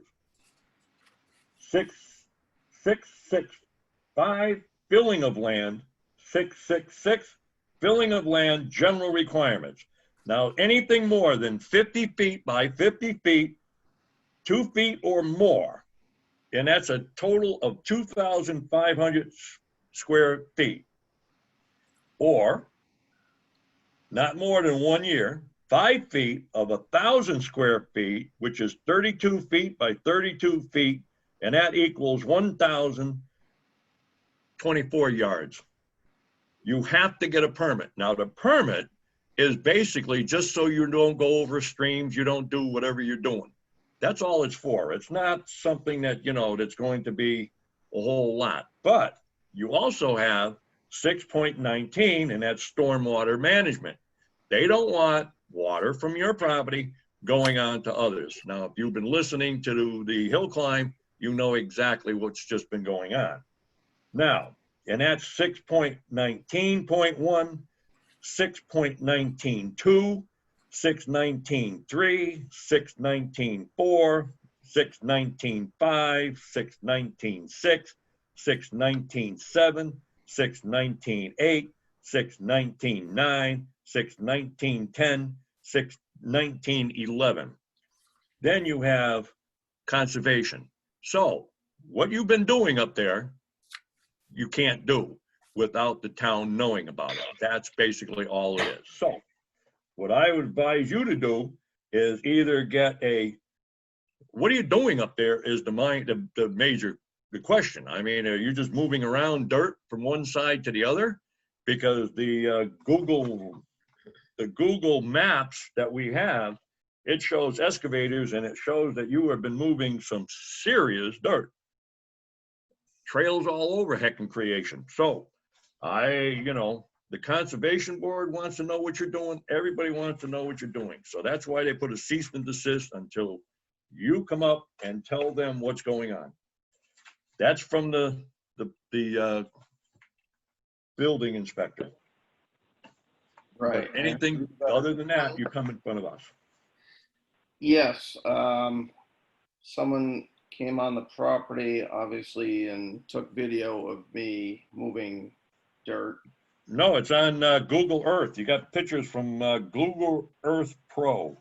However, there Okay. was a woman that had come up on the property and videotaped. Oh, I don't know about that. We don't have that. We have 2016, we got maps. We have Okay. 27, 9/23, 2017, 6/16, 2018, and 9/20, 2019.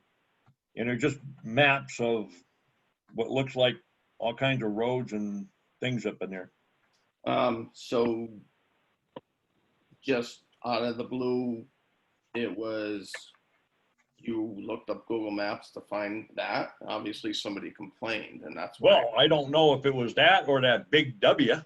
I mean, that could have been that. When we were up on Cody Road for the tower, you could see all of the rocks that were moved up there. Well, people saw that. I mean, you know, it's pretty obvious. But that's still not against the law. Huh?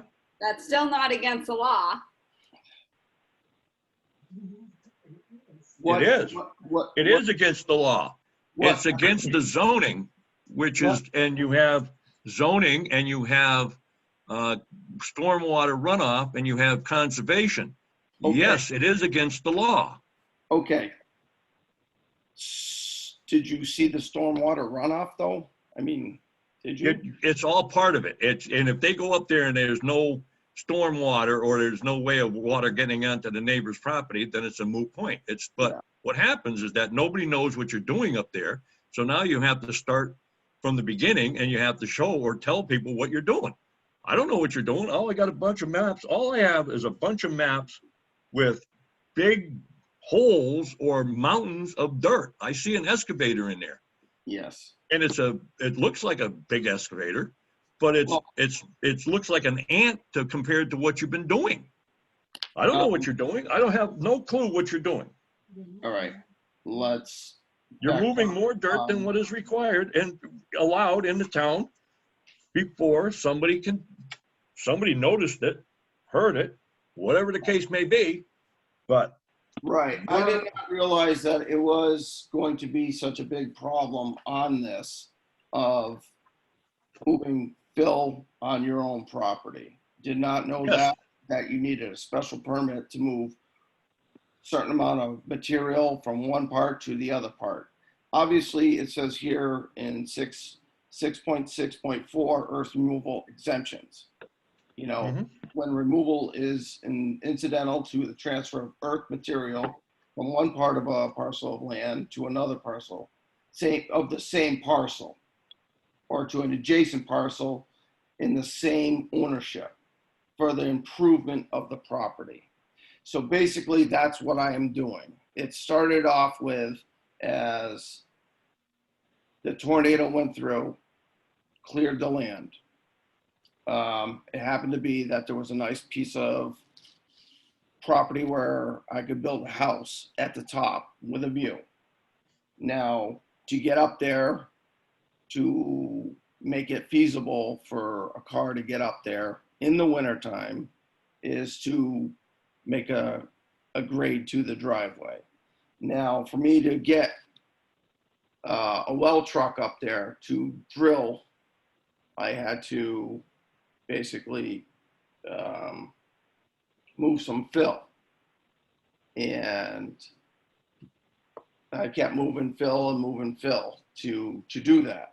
Now, there was an opening prior to the tornado onto the property for logging and whatnot. So I just kept on using that as opening to the land. For reasons on that, I just kept moving dirt so I can get a driveway up to where I planned on building a house.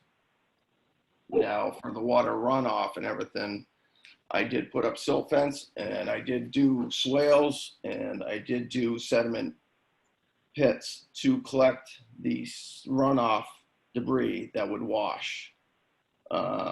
So there would not be anything going on anybody else's property out into the road. And which is okay. I mean, that's not, doing what you're doing has nothing, you know, if you're doing it right, you're not going to have any problems whatsoever.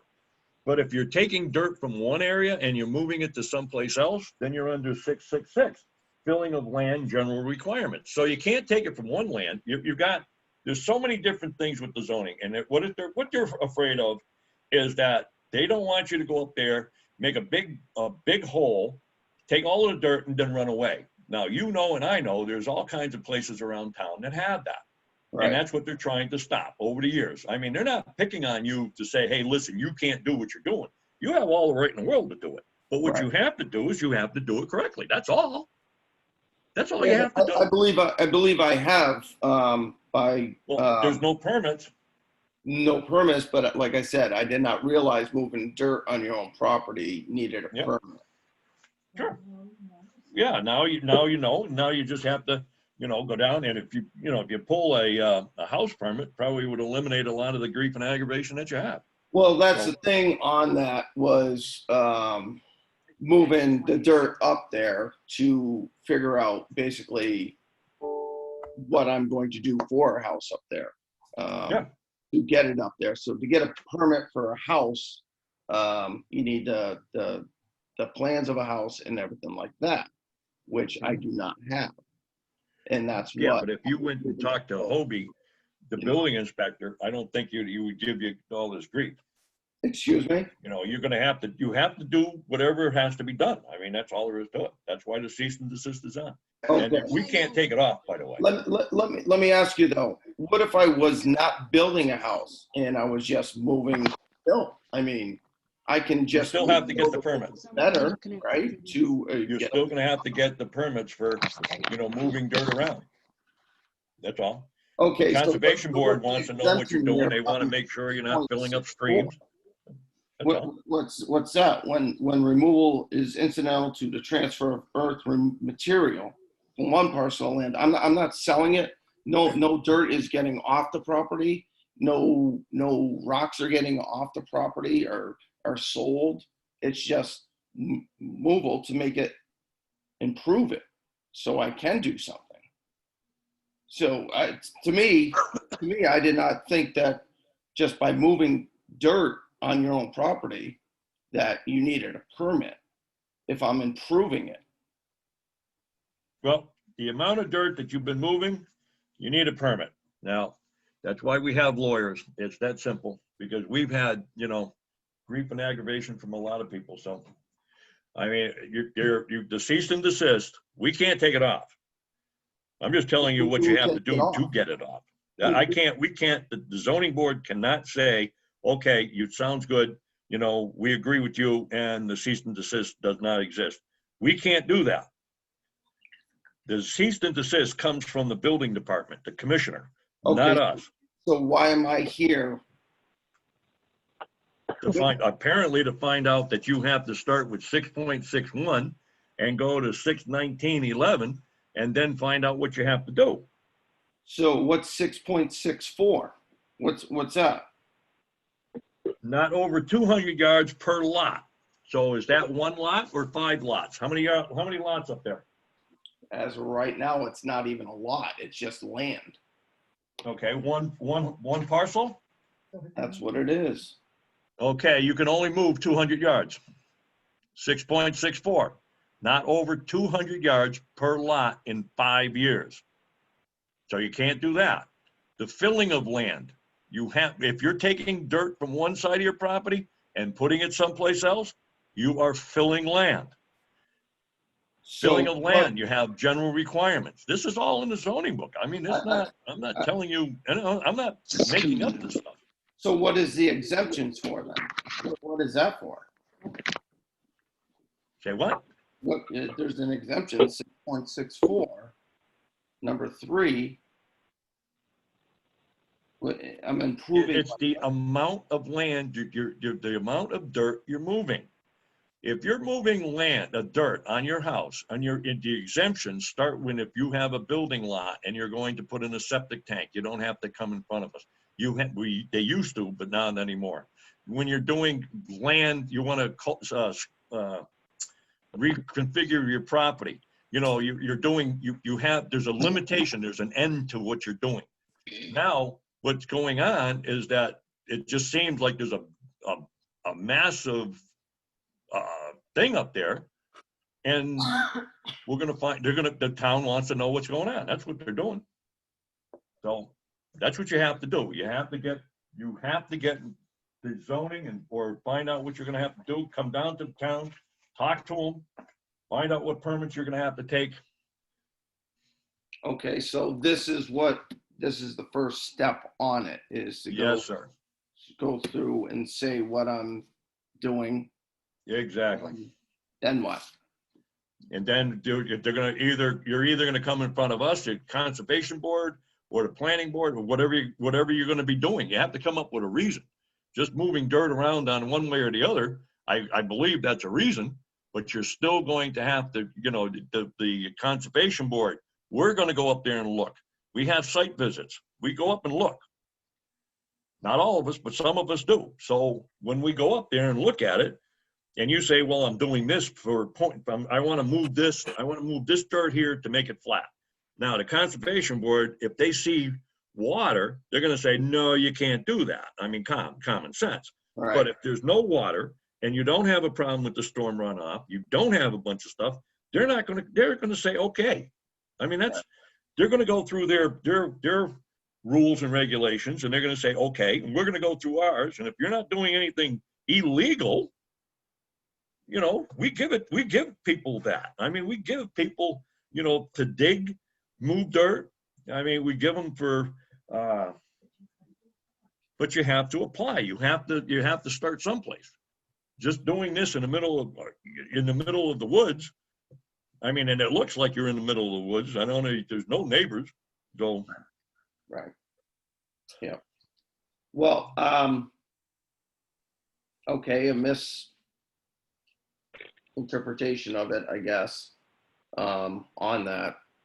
Well, you have so many of them. If you missed one, you still have 1, 2, 3, 4, 5, 6. You have 6 others. Okay. But it's not just one. There's a bunch of them. Okay, so now coming in front of you people, now you're saying I have to go in front of you again and explaining what I'm doing.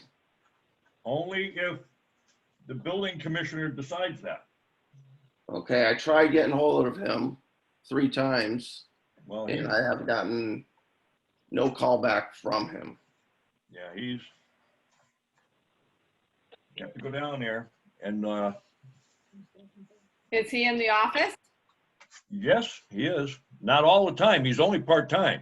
We're in the process, the town is in the process of hiring a new building inspector, or I should say commissioner. So I don't know if we're gonna get one or not, but I know he's part-time and he does the best he can. He takes, he takes care of a couple of other towns, so All right. he does the best he can. I stay on top of my sediment pits for when it does rain. Granted, we have not had rain in a couple weeks. Yeah. But we're gonna soon get some more rain. Now, I stay on top of that. Now, if it's a cease and desist, I can't do anything on that to maintain that. Well, that you're gonna have to bring up with him.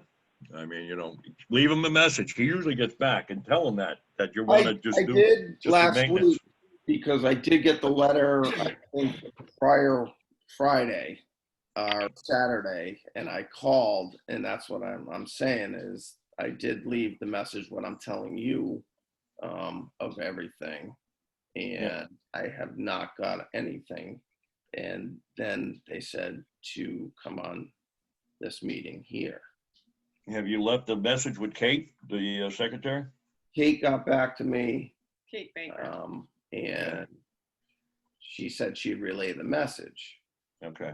And the following week told me to get me in on this meeting. Because you guys only meet once a month. Yeah. So that's why I was hoping I'd get on, and I thought I'd get some answers or something tonight. But nothing. Well, Well, you got the answers you I didn't did want, get but answers that's, saying I that. think you got your answers.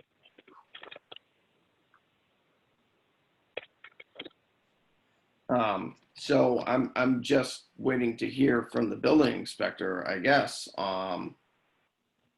you know, saying what I'm doing, for that. yeah, Kate usually tells you what you have to do. So if she's gonna tell you, if you're gonna have to come in front of us, then you're gonna have to apply for the hearing and all of that stuff. So she's going to, she basically knows what's going on, so she'll direct you. All right, so I will give her a call. Yeah. I know she's turning into part-time too, because she's working upstairs. We're gonna be losing her. Oh. I know. Okay. Well, I guess I will So do what I have basically, to do. to lift the cease and desist order, it's to try and finally reach the building commissioner and Yep. hope they return a call Yep. and apply for a permit through the building department. Yep. Okay. Because the building department, zoning, conservation, planning, they're all of it. So what happens is that they, so every board knows what the other board is doing. Basically, that's what it's for. So if you come in front of us and you want, just say, a gravel permit, the conservation knows about it and everybody knows about it. That's all it's for. So it just makes it easier than, you know, having 3 separate secretaries. They all do it through one. Makes her, you know, extremely busy with all of us, but usually we don't have kind of the hearings that we've been having, so. Right. Yeah. Okay. Okay. All right. All So right. we'll take the proper steps to try and, you know, reconcile this. Yeah, that's all it is. All right. Great. Thank you. Thank you so much. You're welcome. Thank you. Have a good night. Good night. Okie dokie. Okay. Board members, we have a bill schedule, and I believe it's $299. And I would like to have a motion to have Kate pay it. Sure. What is it for? Shirley publication, Okay. probably for the hill climb. I make a motion that she signs that. I'll second it. All those in favor? Aye. Aye. Aye. Okey dokey. Now, with Attorney Coyle, can they reapply for a special permit, or are they blocked from for a special time, for a time? For I the think Quabog Riders?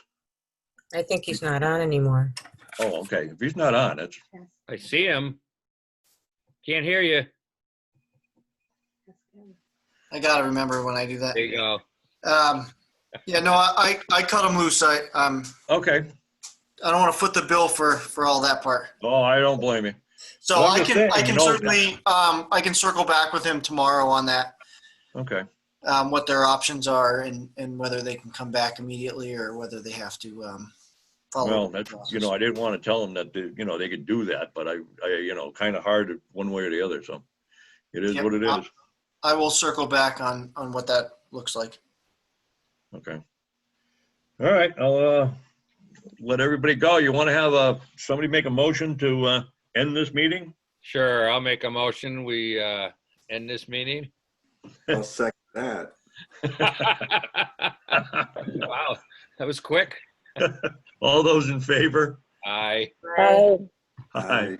All right. Good night, everybody. Good night. Good night. Thank you. Good night, everybody.